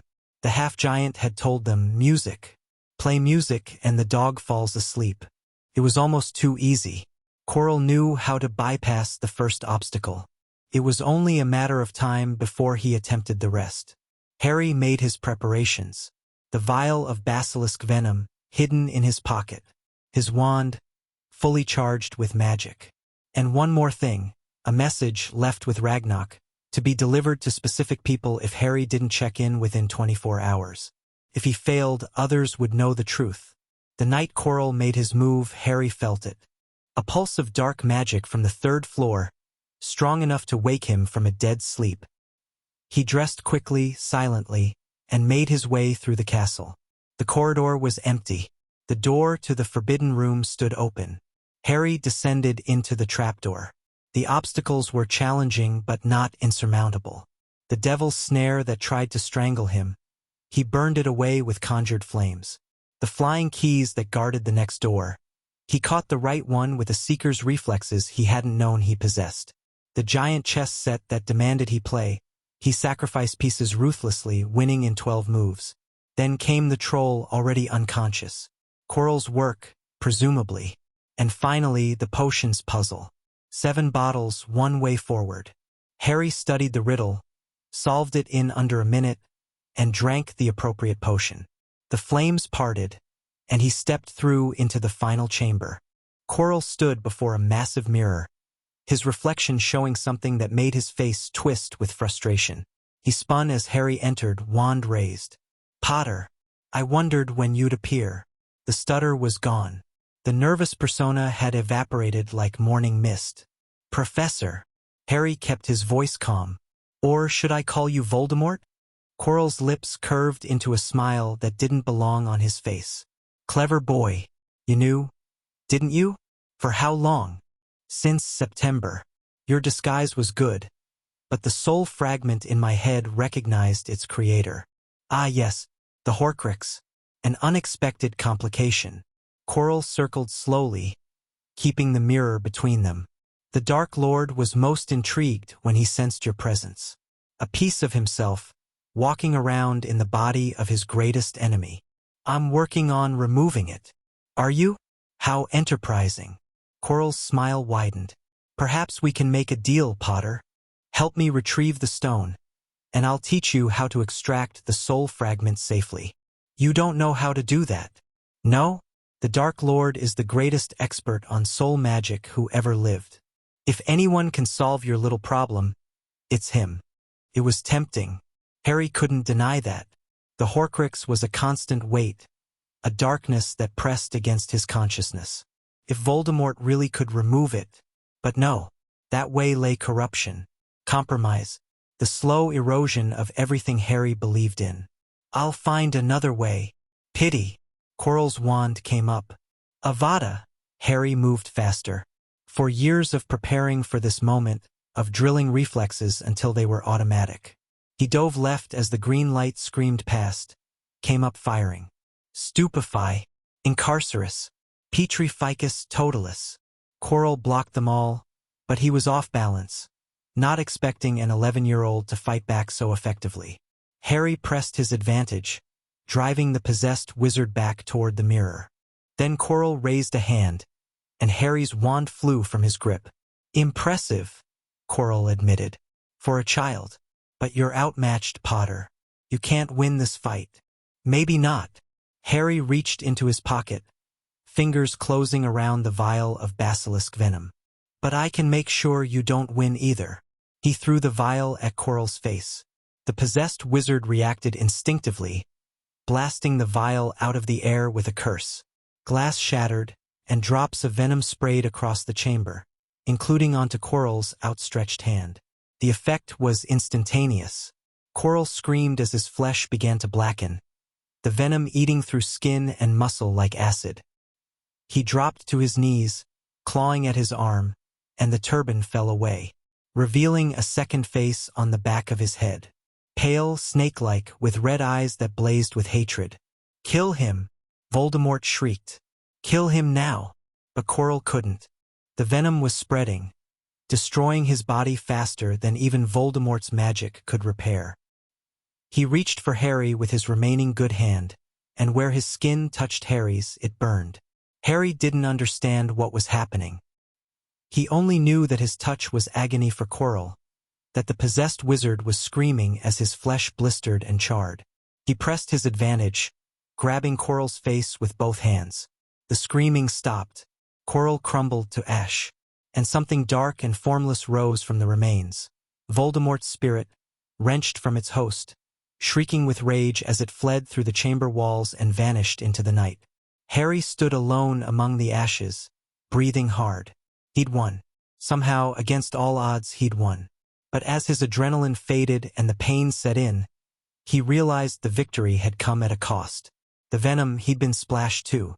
A drop, maybe two, burning through his robes into the skin beneath. Basilisk venom has no antidote, he remembered, except phoenix tears. Darkness crept in at the edges of his vision. Harry felt his legs give way, felt himself falling. The last thing he saw was a flash of crimson and gold. A bird, impossibly beautiful, descending from nowhere. Then nothing. Harry woke in the hospital wing 3 days later. Dumbledore was sitting beside his bed, looking older and more tired than Harry had ever seen him. "Ah," the headmaster said softly. "You're awake. Excellent." Harry tried to speak, but his throat was too dry. Dumbledore handed him a glass of water, waiting patiently while he drank. "Fawkes saved you," Dumbledore explained. "My phoenix." He arrived just in time. Another few seconds, and the venom would have reached your heart. The stone. Destroyed. Nicholas and I agreed it was too dangerous to exist. He has enough elixir stored to settle his affairs. Harry nodded slowly. "And Voldemort?" "Gone. For now." His spirit fled when Quirrell died, but he cannot be killed while his Horcruxes remain. Dumbledore's eyes were sharp. "You know about the Horcruxes." It wasn't a question. "I know I'm carrying one," Harry said carefully. "I've known for years." "Ah." Dumbledore was quiet for a long moment. "I had hoped to spare you that knowledge, to find a solution before you had to bear that burden. I can bear it. I've been bearing it since I was 5 years old." "Yes, you have." Dumbledore studied Harry with an expression that was difficult to read. "You're not what I expected, Harry Potter. I made plans for you, I confess. Assumptions about who you would be, how you would develop. Most of them were wrong. Most plans don't survive contact with reality." "Indeed." The headmaster's lips twitched. "You remind me of someone I knew long ago. Someone brilliant and driven and utterly unwilling to be controlled by others." "Who?" "Myself. When I was young." Dumbledore sighed. "I made terrible mistakes in those days, Harry. Mistakes that cost lives and nearly destroyed everything I loved. I became what I am now. Cautious, manipulative, always planning 3 steps ahead. Because I learned that unchecked ambition leads to ruin. I'm not you. No, you're not. But you carry the same potential for greatness, and the same potential for catastrophe." Dumbledore leaned forward. "I'm not asking you to trust me, Harry. I haven't earned that trust. But I am asking you to believe that I want what's best for you, even when my methods are questionable." Harry considered this. Dumbledore was a manipulator, certainly. He'd made decisions about Harry's life without consent or consultation. But he was also the most powerful wizard in Britain, and the leader of the opposition against Voldemort. An enemy would be too costly. An ally, even a wary one, could be invaluable. "I believe you want what you think is best," Harry said finally. "But we might disagree about what that is." "Fair enough." Dumbledore rose, his joints creaking audibly. "Rest now, Harry. We have years ahead of us to debate philosophy. For now, just know that you've done something remarkable. You faced the darkest wizard of our age and survived. Whatever happens next, that accomplishment is yours.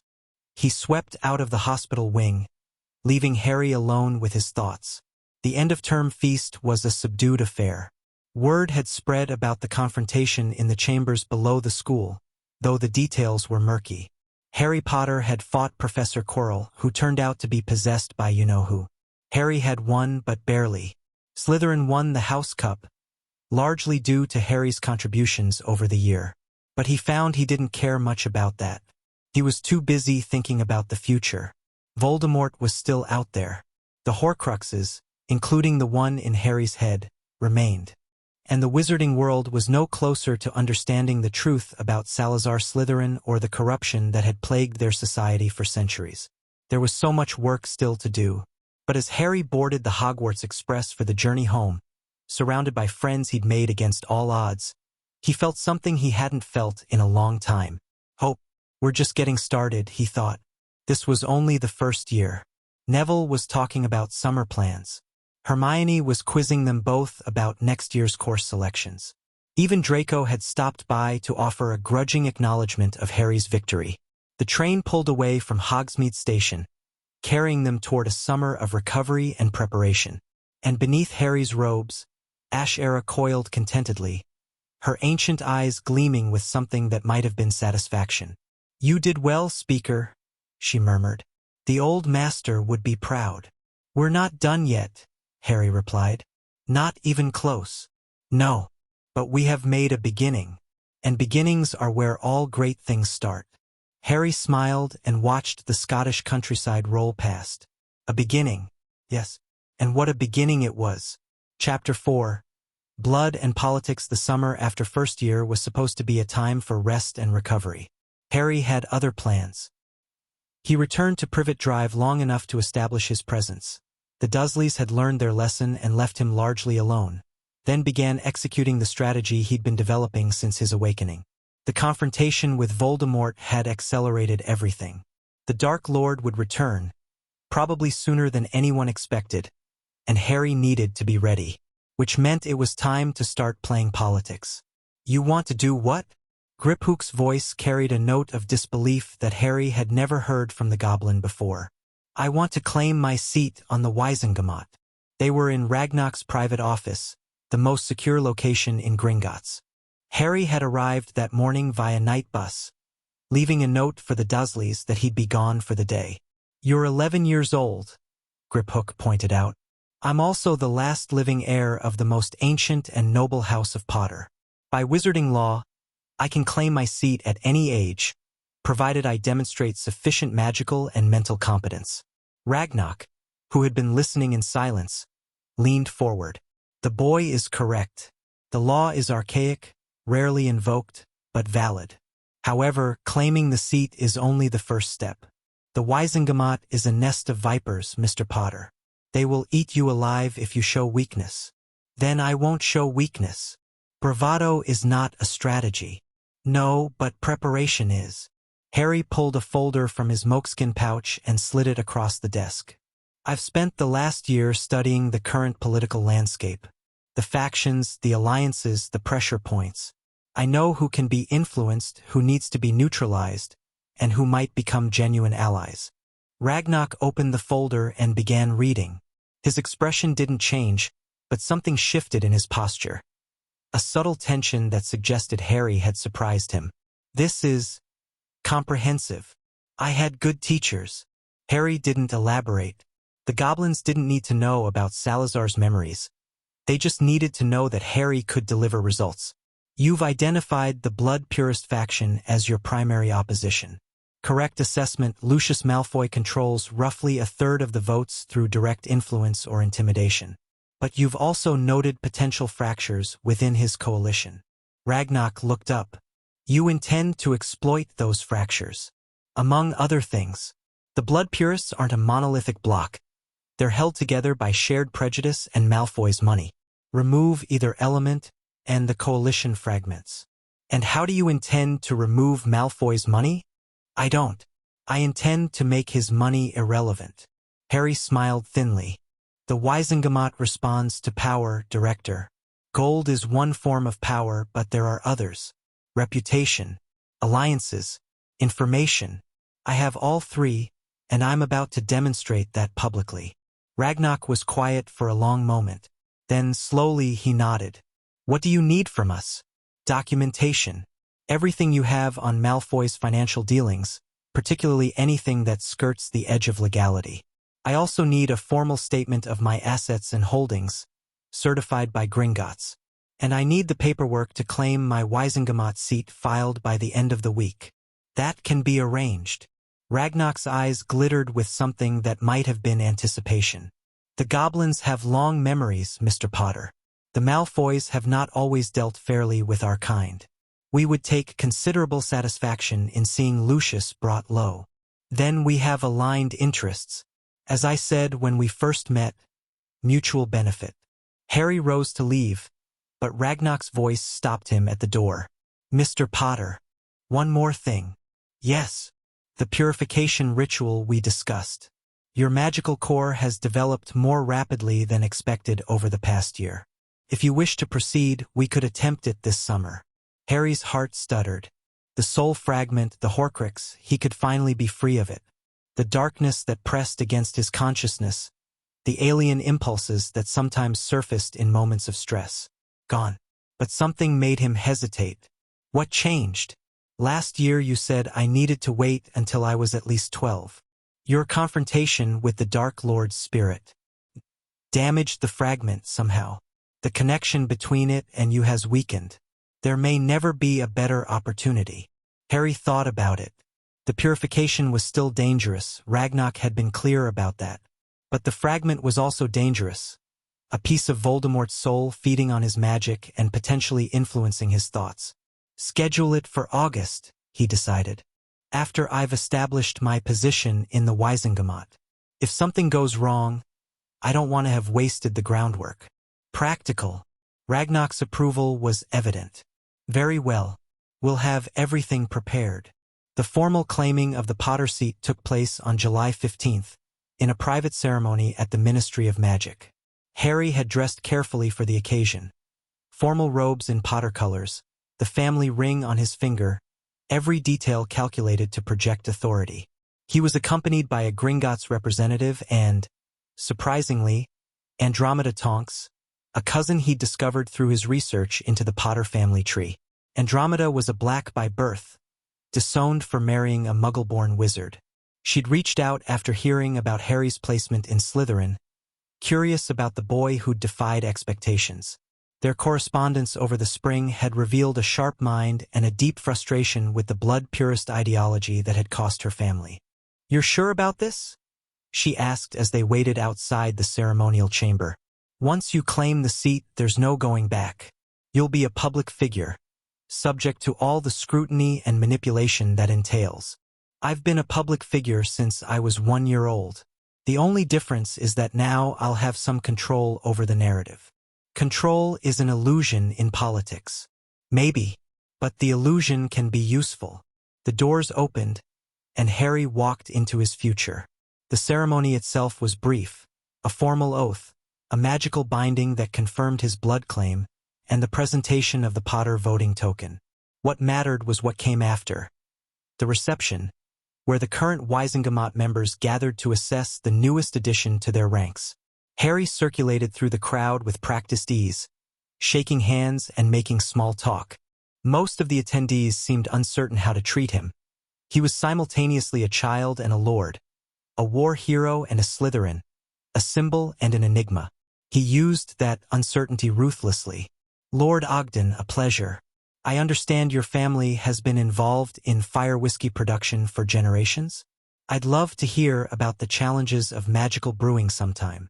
Madam Longbottom, Neville speaks very highly of you. Your grandson has become a good friend. I hope to see him develop into the wizard his parents would be proud of. Lord Greengrass, I believe our families have some historical connections through the Peveril line. Perhaps we could discuss it over lunch this week." Each conversation was a probe, a gentle test of loyalties and interests. Harry catalogued responses, filed away useful information, and began constructing a mental map of the political landscape. And then Lucius Malfoy appeared. The elder Malfoy was everything Harry expected. Elegant, cold, radiating wealth and breeding from every pore. He approached with a smile that didn't reach his eyes and an extended hand that felt like a challenge. Lord Potter. What an unexpected pleasure. Harry took the hand and shook it firmly, maintaining eye contact. Lord Malfoy, your son has mentioned you frequently. Has he? I hope the reports have been favorable. Draco is an interesting young man. Intelligent, capable, full of potential. Harry released the handshake. I look forward to seeing how he develops as he's exposed to new ideas. Something flickered in Malfoy's expression. Too fast to identify, but Harry caught it. New ideas can be dangerous, Lord Potter, especially for those without the wisdom to evaluate them properly. Indeed, but stagnation is more dangerous still. Societies that refuse to adapt tend to collapse under the weight of their own contradictions. Malfoy's smile thinned. You speak with unusual sophistication for someone your age. I've had unusual experiences. They tend to accelerate maturity. They stared at each other for a long moment, two predators taking each other's measure. Then Malfoy inclined his head slightly. I look forward to observing your career, Lord Potter. I suspect it will be educational. For both of us, I'm sure. Malfoy drifted away, and Harry allowed himself a small exhale. First blood, metaphorically speaking. The opening moves had been made. Now came the real work. The first Wisengamot session Harry attended was a revelation. The chamber was arranged in concentric circles, with the most powerful families occupying the innermost ring. Harry's seat was on the periphery, appropriate for a newcomer regardless of family status, but it gave him an excellent vantage point for observation. The session began with routine business. Budget approvals, minor legislation, committee reports. Harry listened carefully, tracking voting patterns and noting who deferred to whom. The political map he'd been building grew more detailed with each exchange. Then came the main event, a proposed law restricting werewolf employment rights. The creatures pose an unacceptable danger to our society, Lucius Malfoy argued from the floor. They cannot control their transformations. They have killed wizards in the past. Limiting their access to sensitive positions is simple prudence. Murmurs of agreement from the blood purist faction. But Harry noticed something interesting. Several members who usually voted with Malfoy looked uncomfortable. The proposed restrictions were harsh even by their standards. May I speak? Harry's voice cut through the murmuring. Silence fell. Every eye turned toward him, the child lord, the boy who lived, daring to address the assembly. Chief Warlock Dumbledore, of course he held that position, of course he was at the center of everything, nodded slowly. The chair recognizes Lord Potter. Harry rose, his heart pounding but his voice steady. I've listened to Lord Malfoy's arguments with great interest. He's correct that werewolves pose certain challenges to public safety. But I wonder if he's considered the full implications of his proposal. Enlighten us, Malfoy said, his tone dripping with condescension. The restrictions you've proposed would prevent werewolves from holding any ministry position, working in education, or serving in law enforcement. You claim this is about safety, but the evidence suggests otherwise. Harry produced a sheaf of parchment from his robes. I've compiled statistics on werewolf-related incidents over the past 50 years. The vast majority occurred not during full moons when werewolves are transformed, but during the rest of the month, when they're human and, according to your logic, harmless. He let that sink in for a moment. The incidents weren't caused by the curse. They were caused by desperation. Werewolves who'd been fired from their jobs, denied housing, driven to the margins of society. When you treat people like monsters, Lord Malfoy, they sometimes start acting like them. Sentimental nonsense, Malfoy snapped. The creatures are dangerous by nature. Are they? Or have we made them dangerous through systematic persecution? Harry held up another document. I have here a report from the Department of Magical Accidents and Catastrophes. In the past decade, exactly 3 wizards have been bitten by werewolves during full moons. 3.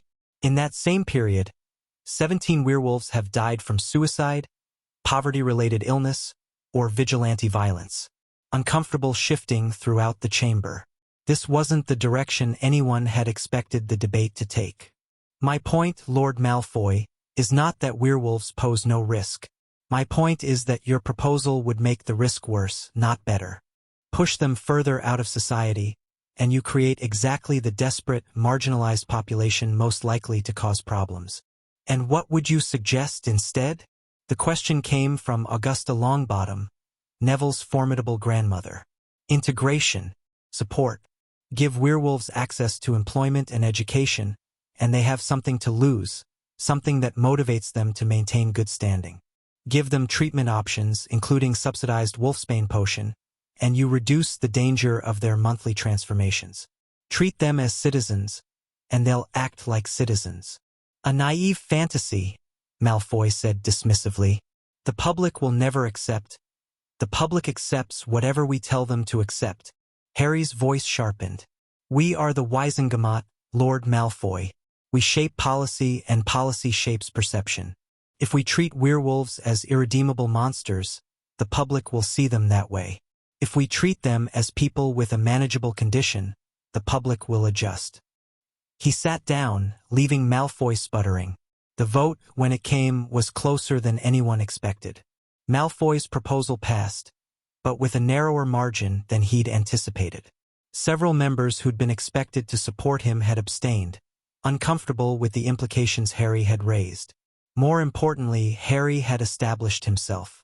The Child Lord wasn't just a symbol. He was a player. The following weeks were a whirlwind of activity.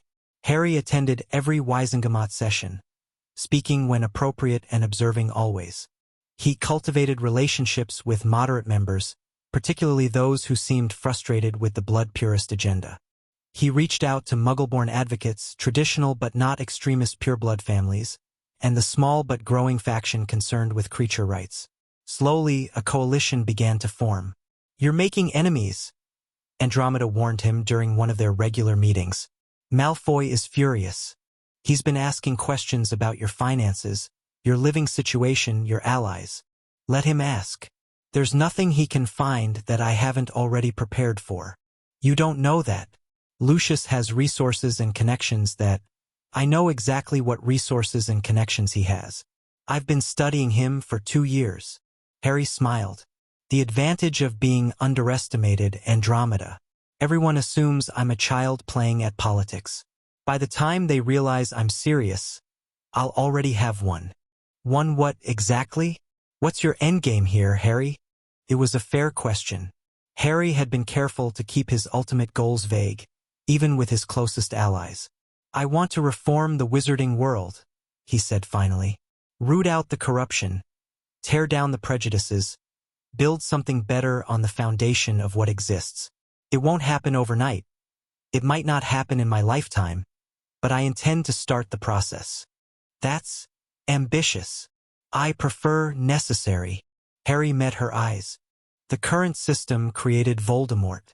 It created the conditions for his rise, provided his followers, enabled his atrocities. If we don't change it, we'll create another Dark Lord eventually. Maybe worse. Andromeda was quiet for a long moment. Then she nodded slowly. My sister supported Voldemort. Bellatrix. She believed in his vision of blood purity, his promises of wizard supremacy. I watched her become a monster. Her voice was soft but intense. If there's a chance to prevent that from happening again, I'm with you. Whatever it takes. Whatever it takes, Harry agreed. August arrived, and with it, the purification. Harry had prepared as thoroughly as possible. He'd written letters to his allies explaining what he was attempting and why. He'd left instructions with Gringotts for the disposition of his assets if the ritual failed. He'd even visited the Chamber of Secrets one final time, speaking with the basilisk about what was to come. You are brave, she told him. Or foolish. Sometimes they are the same thing. Sometimes they are. Wish me luck. Luck is for those who have not prepared. You have prepared. You will succeed or fail on your own merits. It wasn't comforting exactly, but it was honest. Harry appreciated that. The ritual chamber was deep beneath Gringotts, in caverns that predated the bank itself. Goblin shamans had prepared the space according to traditions that stretched back 3,000 years. Rune circles, burning herbs, crystals arranged in patterns that hummed with power. Ragnarok stood at the edge of the chamber, his ancient face grave. Once we begin, we cannot stop. The ritual will force your magic to recognize and expel the foreign element. If the fragment resists, you will have to overpower it through sheer will. If you fail, I know what happens if I fail. Do you? Truly? The goblin's eyes were sharp. The fragment is a piece of the Dark Lord. It contains a portion of his consciousness, his will, his power. If it gains control during the ritual, even momentarily, we will be forced to destroy both of you to prevent his return. Harry swallowed hard. He'd understood the risk intellectually, but hearing it stated so baldly was different. I understand. Then lie down in the center of the circle, and may whatever gods you believe in watch over you. Harry positioned himself as directed, lying flat on the cold stone floor with his arms at his sides. The shamans began chanting in a language he didn't recognize, older than any human tongue, probably. The runes around him began to glow, and then the pain started. It was nothing like he'd expected. He'd prepared for physical agony, for his body being torn apart and reassembled. Instead, the pain was internal, a burning sensation that started in his scar and spread throughout his consciousness. Get out, something hissed. You don't belong here. The fragment. It was awake, aware, fighting back. Harry had never directly confronted the Horcrux before. He'd felt its presence, its influence, but always as a background element. Something to be endured rather than engaged. Now it rose up against him, a knot of darkness and hatred that coiled through his thoughts like a serpent. This body is mine, it whispered. I have been here longer than you remember. I am part of you now. You cannot remove me without destroying yourself. Lies. Harry knew they were lies. The fragment was a parasite, not a partner. It had attached itself without consent and had been feeding on him for a decade. I am Voldemort. I am eternal. I am. You are a fragment, Harry thought back, pushing against the darkness with everything he had. A broken piece of a broken man. And I am done carrying you. The battle that followed was beyond words. It happened in the space between thoughts, in the architecture of Harry's own mind. The fragment threw memories at him. Voldemort's memories, visions of power and cruelty that threatened to overwhelm his sense of self. He saw Tom Riddle as a child, unloved and afraid, discovering his powers in an orphanage that feared him. He saw the young Dark Lord, charming and brilliant, gathering followers with promises of greatness. He saw murders, dozens of them, hundreds, each one feeding the hunger that could never be satisfied. This could be yours, the fragment offered. Join with me fully. Embrace your potential. Together we could rule. No. Harry reached back into his own memories, his own experiences, untainted by Voldemort's darkness. Neville's face when he finally cast a successful spell. Hermione's laughter in the library. Draco's grudging respect. The basilisk's ancient wisdom. Andromeda's fierce determination. His parents, whose sacrifice had made this moment possible. I am Harry Potter, he thought, and the thought became a weapon. I am the son of James and Lily. I am the heir of Slytherin by knowledge, not by blood. I am my own person, and you do not belong in my head. He pushed. The fragment screamed. A sound that existed only in the space between minds, but was nonetheless deafening. It fought, clinging to the connections it had built over 10 years, but Harry was stronger. His will, forged through years of hardship and preparation, was an unbreakable thing. He pushed harder, and finally, impossibly, something gave. The fragment tore free. Harry felt it go, a ripping sensation, like pulling a tooth that had been embedded too long. The darkness that had lurked at the edge of his consciousness his entire life simply vanished. For a moment, there was nothing. Silence. Emptiness. Then light. Pure, golden light, flooding through his mind and body, filling the spaces where the Horcrux had been. His magic, finally complete, finally uncontaminated, sang with power he'd never known he possessed. Harry opened his eyes. The ritual chamber was chaos. Several of the shamans had collapsed, apparently overwhelmed by the magical backlash. The runes had burned out entirely, leaving scorched stone behind. And in the center of the circle, a small black stone lay smoking, the physical remnant of the expelled fragment. Ragnarok approached slowly, his expression unreadable. "It's done," Harry said. His voice sounded strange to his own ears, clearer, somehow. More certain. "It is done," Ragnarok agreed. "The fragment has been expelled and contained. You are clean." Harry sat up, taking stock of his body and mind. Everything felt different. Lighter. The constant pressure he'd lived with since childhood was simply gone. "How do you feel?" Ragnarok asked. Harry considered the question carefully. His body ached from the ritual. His mind was still recovering from the battle. But underneath all of that, "Free," he said finally. "I feel free." Recovery took a week. Harry spent most of it in a private room at Gringotts, sleeping and eating and gradually adjusting to his new reality. The absence of the Horcrux had effects he hadn't anticipated. His magic was stronger, not dramatically so, but noticeably. His thoughts were clearer, unclouded by the subtle influence that had shaped them for so long. And his emotions, for the first time he could remember, Harry felt like his feelings were entirely his own. The cold rages that had sometimes overtaken him, the moments of cruelty that didn't quite fit his personality. Gone. He was still capable of anger, still capable of hard decisions, but they came from his own values rather than from a darkness imposed on him. It was disorienting. It was wonderful. Draco visited on the third day, looking distinctly uncomfortable as a goblin escort led him through the bank's private corridors. "Father said you were ill," Draco said, settling into a chair beside Harry's bed. "Some kind of magical accident. I wanted to see for myself. Your concern is touching. Don't be ridiculous. I'm protecting my investment." But Draco's eyes betrayed his worry. "You look different. I had something removed. Something that had been making me sick for a long time." "What kind of something?" Harry hesitated.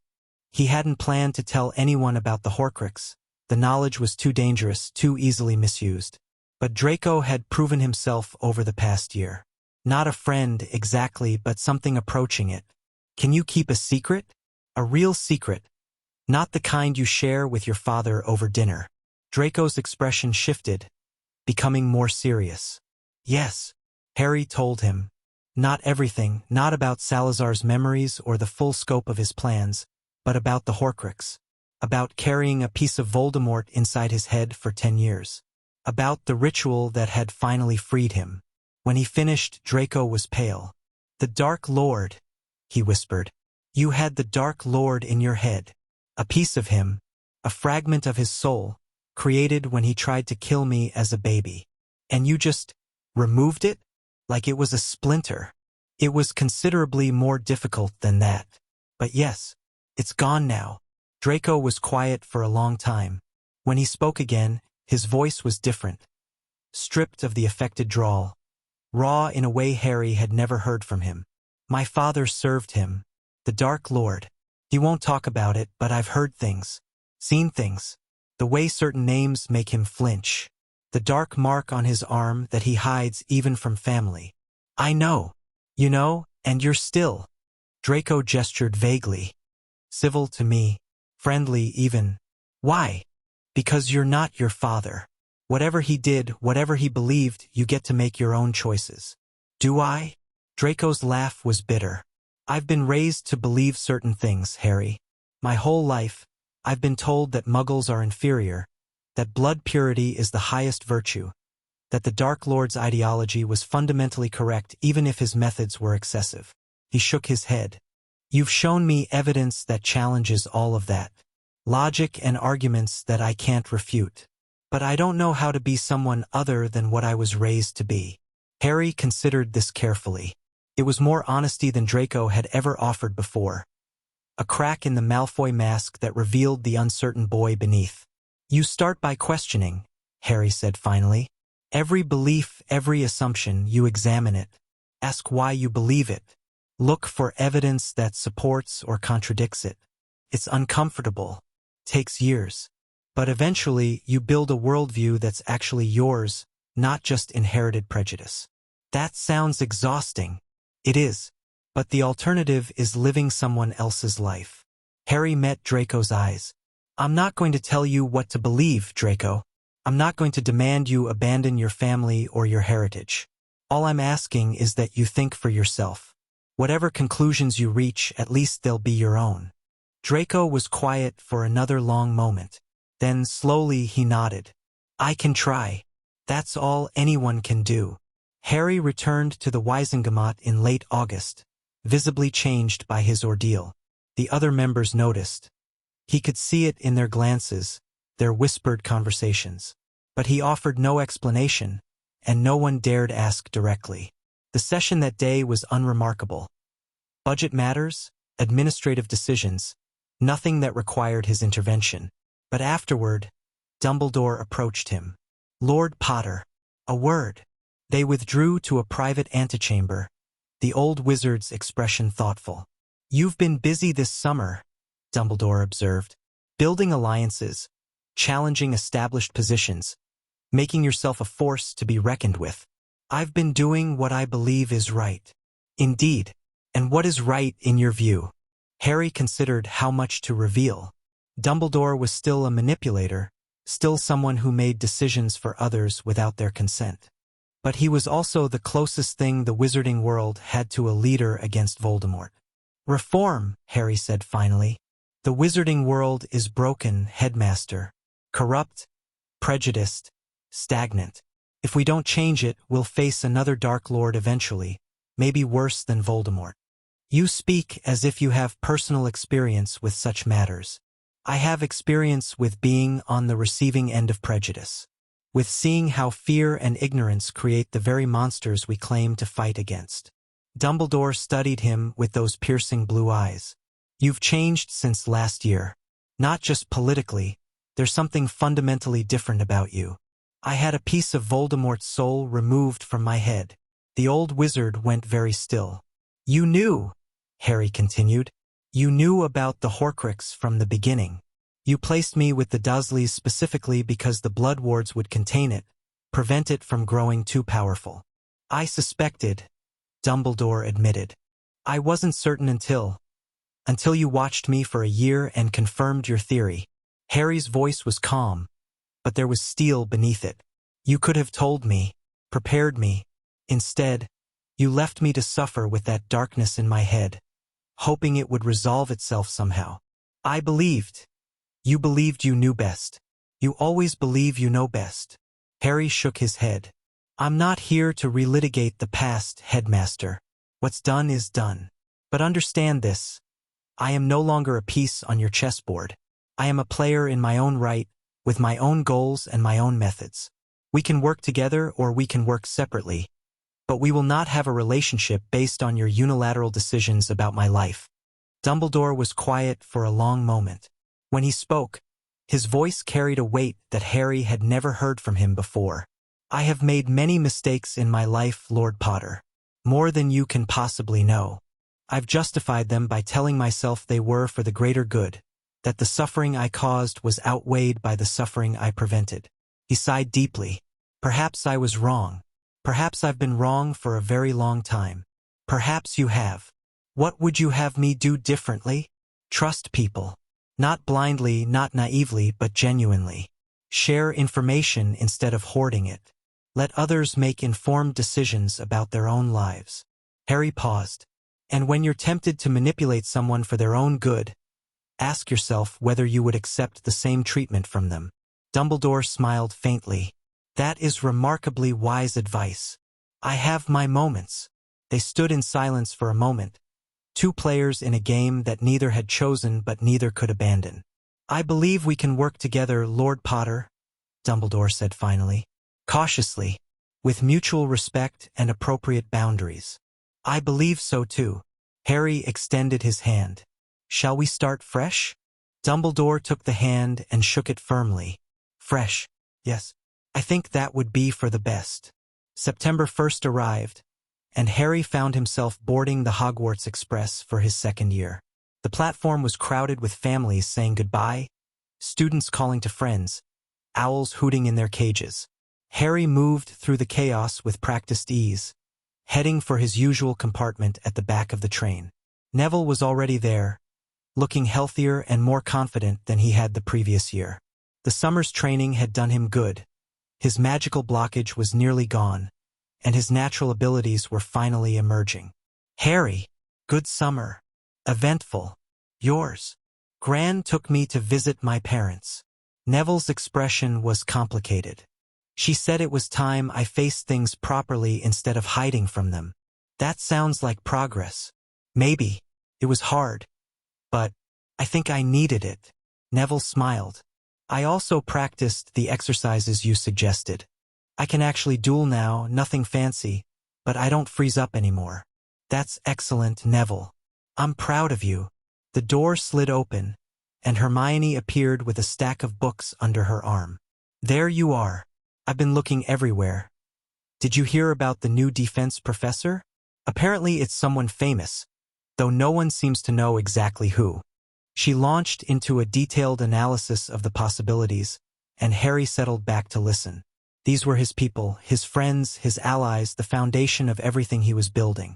The train began to move, carrying them toward another year at Hogwarts. The new defense against the dark arts professor was indeed famous. Gilderoy Lockhart swept into the great hall at the start of term feast, all teeth and perfectly coiffed hair, and Harry immediately recognized him as a fraud. The man practically radiated incompetence beneath a thin veneer of charm. Wonderful! Lockhart beamed at the assembled students.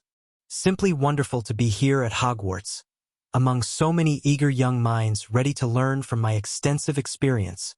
Harry exchanged a glance with Draco, who looked like he'd swallowed something sour. This is going to be a long year, Harry thought. But Lockhart was a minor annoyance compared to the other development that emerged over the first week. Students were being petrified. The first victim was Mrs. Norris, Filch's cat, found hanging from a torch bracket with a message scrawled on the wall behind her. The Chamber of Secrets has been opened. Enemies of the air, beware. Harry's blood ran cold when he saw it. The Chamber of Secrets. Someone had opened it. Someone who could speak Parseltongue. Someone who knew about Salazar's sanctuary. And they were using the basilisk not as a protector, but as a weapon. This isn't right, Harry thought desperately. This isn't what the chamber was for. He visited the chamber that night, slipping through the hidden passages and down the ancient pipes. The basilisk was waiting for him, coiled in agitation. Someone else has been here, she hissed before Harry could speak. A speaker, but not you. They came through a different path, one I did not know existed. What happened? The cat? I did not petrify the cat. The basilisk's voice carried something Harry had never heard from her before. Fear. Someone commanded me, a voice in my head, forcing obedience. I tried to resist, but the compulsion was too strong. Someone is controlling you? Someone with the old master's blood. His magic. They reached into my mind and took command as if they had the right. Harry's thoughts raced. Salazar's blood, that meant a descendant, someone from his family line. But Salazar had died without known heirs. Unless Voldemort, Tom Riddle had claimed to be the heir of Slytherin. Had boasted about it during his school years, according to the records Harry had researched. If he had found a way to control the basilisk remotely, through a Horcrux, perhaps, or some other dark artifact. The voice, Harry said urgently. Did it have a name? An identity? It called itself Tom. It said it had been waiting for a very long time. Tom. Tom Riddle. A piece of Voldemort, somehow present in the castle, controlling Salazar's guardian for purposes that were clearly not benevolent. Can you resist the commands? I am trying, but the compulsion is strong. Stronger than anything I have felt since the old master died. The basilisk's great head drooped. I am sorry, young speaker. I do not want to harm innocents. But when the voice commands, I must obey. Harry needed to find the source. Whatever artifact or presence was controlling the basilisk, He needed to identify it and neutralize it before anyone else was hurt. "Stay hidden if you can," he told the basilisk. "Avoid the students. I'll find whoever is doing this and stop them. I will try. But if the voice commands again, I know. I'll work as fast as I can." The investigation consumed Harry's attention for the next several weeks. He researched Tom Riddle extensively, digging through old yearbooks and student records. The picture that emerged was troubling. A brilliant, charismatic student who had manipulated teachers and peers alike, who had gathered followers with promises of power and purity. More importantly, Harry found evidence that Riddle had discovered the Chamber of Secrets during his 5th year at Hogwarts. The same year that a student had died under mysterious circumstances. A girl named Myrtle Warren, killed by unknown causes, that the official record blamed on a giant spider. Myrtle. Harry tracked down her ghost. She haunted a bathroom on the 2nd floor, the same bathroom that contained the chamber entrance. "No one ever asks about how I died," Myrtle said mournfully when Harry found her. "No one cares about poor, dead Myrtle. I care. Can you tell me what happened?" "I was crying in a toilet stall because Olive Hornby had been teasing me about my glasses. And then I heard a voice. A boy's voice, speaking some strange language. I opened the door to tell him to go away, and then—" She shuddered dramatically. "Great big yellow eyes. That's the last thing I remember." The basilisk. Tom Riddle had used the basilisk to kill Myrtle Warren, probably as some kind of test or experiment. And now, 50 years later, he was using it again. But how? Riddle had become Voldemort, and Voldemort was currently a disembodied spirit somewhere in Albania. He couldn't be physically present in the castle, unless he'd left something behind. A piece of himself anchored to an object, another Horcrux. Harry felt sick at the realization. Voldemort had created multiple Horcruxes, just as the soul magic texts had warned was possible. And one of them was in Hogwarts, controlling the basilisk and attacking students. He needed to find it. But where do you search for something that could be any object, hidden anywhere in a massive magical castle? The answer came from an unexpected source. Dobby appeared in Harry's dormitory late one night, looking even more distressed than usual. "Harry Potter must not be angry with Dobby," the house elf squeaked. "Dobby is trying to help. Dobby is knowing who opens the chamber." Harry sat up sharply. "Tell me, is a girl, red hair, friend of Harry Potter's red-headed friend?" Dobby wrung his hands. "She is having a book, a diary. The diary is controlling her, making her do terrible things. A diary, a Horcrux in the form of a diary. Where did she get it?" "Dobby's former master. He is putting it in her cauldron at the bookshop, before school is starting." The elf's voice dropped. "Dobby's former master is wanting Harry Potter and his friends to be hurt. Dobby is not able to stop it, but Dobby can tell Harry Potter the truth." Lucius Malfoy, of course. He'd planted Voldemort's Horcrux on an innocent girl, knowing it would eventually activate and cause chaos at Hogwarts. "The girl," Harry said. "What's her name?" "Ginny. Ginny Weasley. Ron Weasley's little sister. The same Ginny Weasley who'd been the subject of that proposed marriage contract years ago." "Dobby, you've done brilliantly. Thank you." The house elf's eyes filled with tears. "Harry Potter is thanking Dobby? No one is ever thanking Dobby. You saved lives tonight. Remember that." Harry found Ginny the next morning, sitting alone in a corner of the Gryffindor common room. He'd had to get Neville to let him in, unusual for a Slytherin to enter Gryffindor territory, but this was too important to wait. "Ginny, we need to talk." The girl looked up at him with eyes that were shadowed and frightened. She'd lost weight since the start of term, and her usually bright demeanor had faded to something hollow. "You know," she whispered, "you know what I've done. I know what's been done to you. There's a difference." Harry sat down across from her. "The diary, where is it now?" "I tried to get rid of it. I threw it in the bathroom, but—" She shuddered. "It comes back. It always comes back." "The bathroom where Myrtle haunts?" Ginny nodded miserably. "Okay, here's what we're going to do.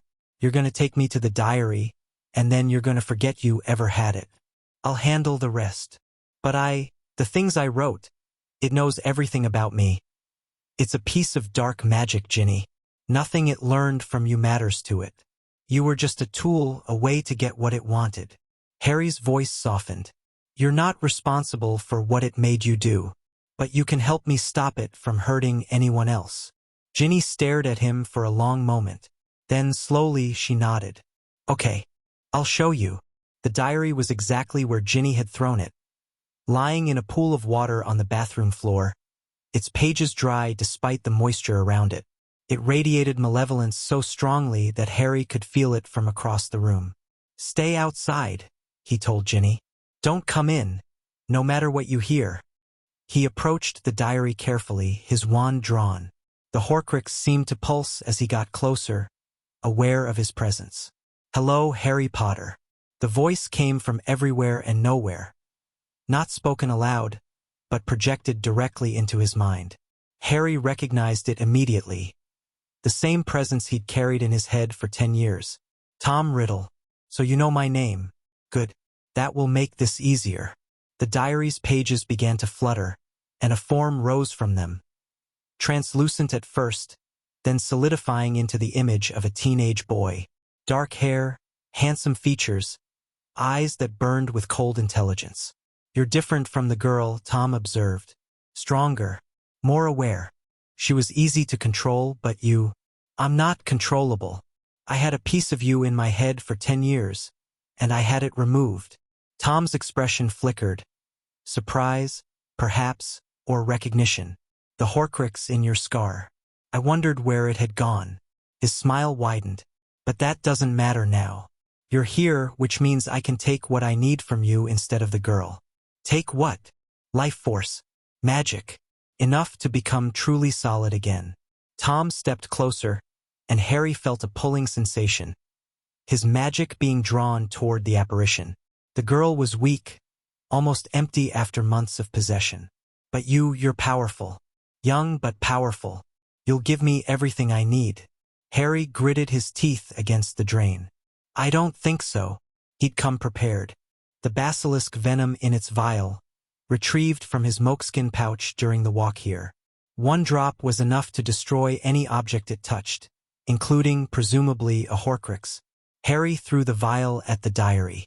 Tom's eyes widened in recognition and fear. He moved with supernatural speed, trying to deflect the vial, but he wasn't solid enough to touch physical objects. The vial shattered against the diary's cover. Venom splattered across the pages, and the diary screamed. Tom screamed too, his form flickering and distorting as the Horcrux that sustained him was destroyed. He reached for Harry with hands that were dissolving into smoke, his face twisted with rage and desperation. You don't understand. I am Lord Voldemort. I am immortal. You were immortal, Harry said. Now you're just dead. The diary burst into flames. Tom Riddle's shade shattered into 1,000 pieces that faded before they hit the ground. And then there was silence. Harry stood alone in the bathroom, surrounded by water and ash, breathing hard. One Horcrux down. Who knew how many more to go? But it was a start. The aftermath was complicated.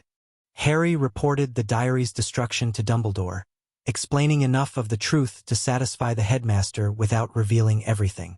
Dumbledore's expression when he learned about the Horcrux was grimly unsurprised. I suspected Tom had created such objects, he admitted, but I never found proof. Until now.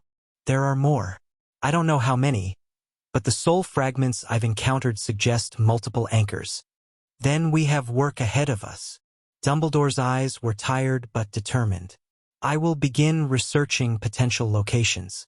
If you learn anything that might help, I'll share it, as long as you extend the same courtesy. A pause. Then Dumbledore nodded. Agreed. Ginny was sent home for recovery, the official story being that she'd been ill. Her family was told only that she'd been exposed to dark magic and needed rest. Harry made sure she received a letter from him before she left. A message of support, reminding her that none of it was her fault. The basilisk was freed from Tom's control with the diary's destruction. Harry visited her afterward, finding her coiled in exhausted relief. "The voice is gone," she confirmed. "I am myself again. I'm sorry you had to go through that. I should have found the source faster." "You found it fast enough. No one died this time." The basilisk's tongue flickered. "You have avenged the old master's legacy, young speaker. He would be grateful." And Lucius Malfoy. Harry dealt with him at the next Wisengamot session. "Lord Malfoy," Harry said during the public comments period, "I have evidence that you knowingly planted a dark artifact in the possession of a minor, resulting in the petrification of several Hogwarts students." The chamber erupted in chaos. Malfoy went pale, then red, then pale again. "Lies. Fabrication. I demand." "You demand nothing." Harry produced a sheaf of documents. Testimony from a house elf witness. Magical trace analysis confirming the artifact's provenance. And a signed statement from the victim describing how the diary came into her possession. He'd prepared meticulously. Every piece of evidence was ironclad, every witness unimpeachable.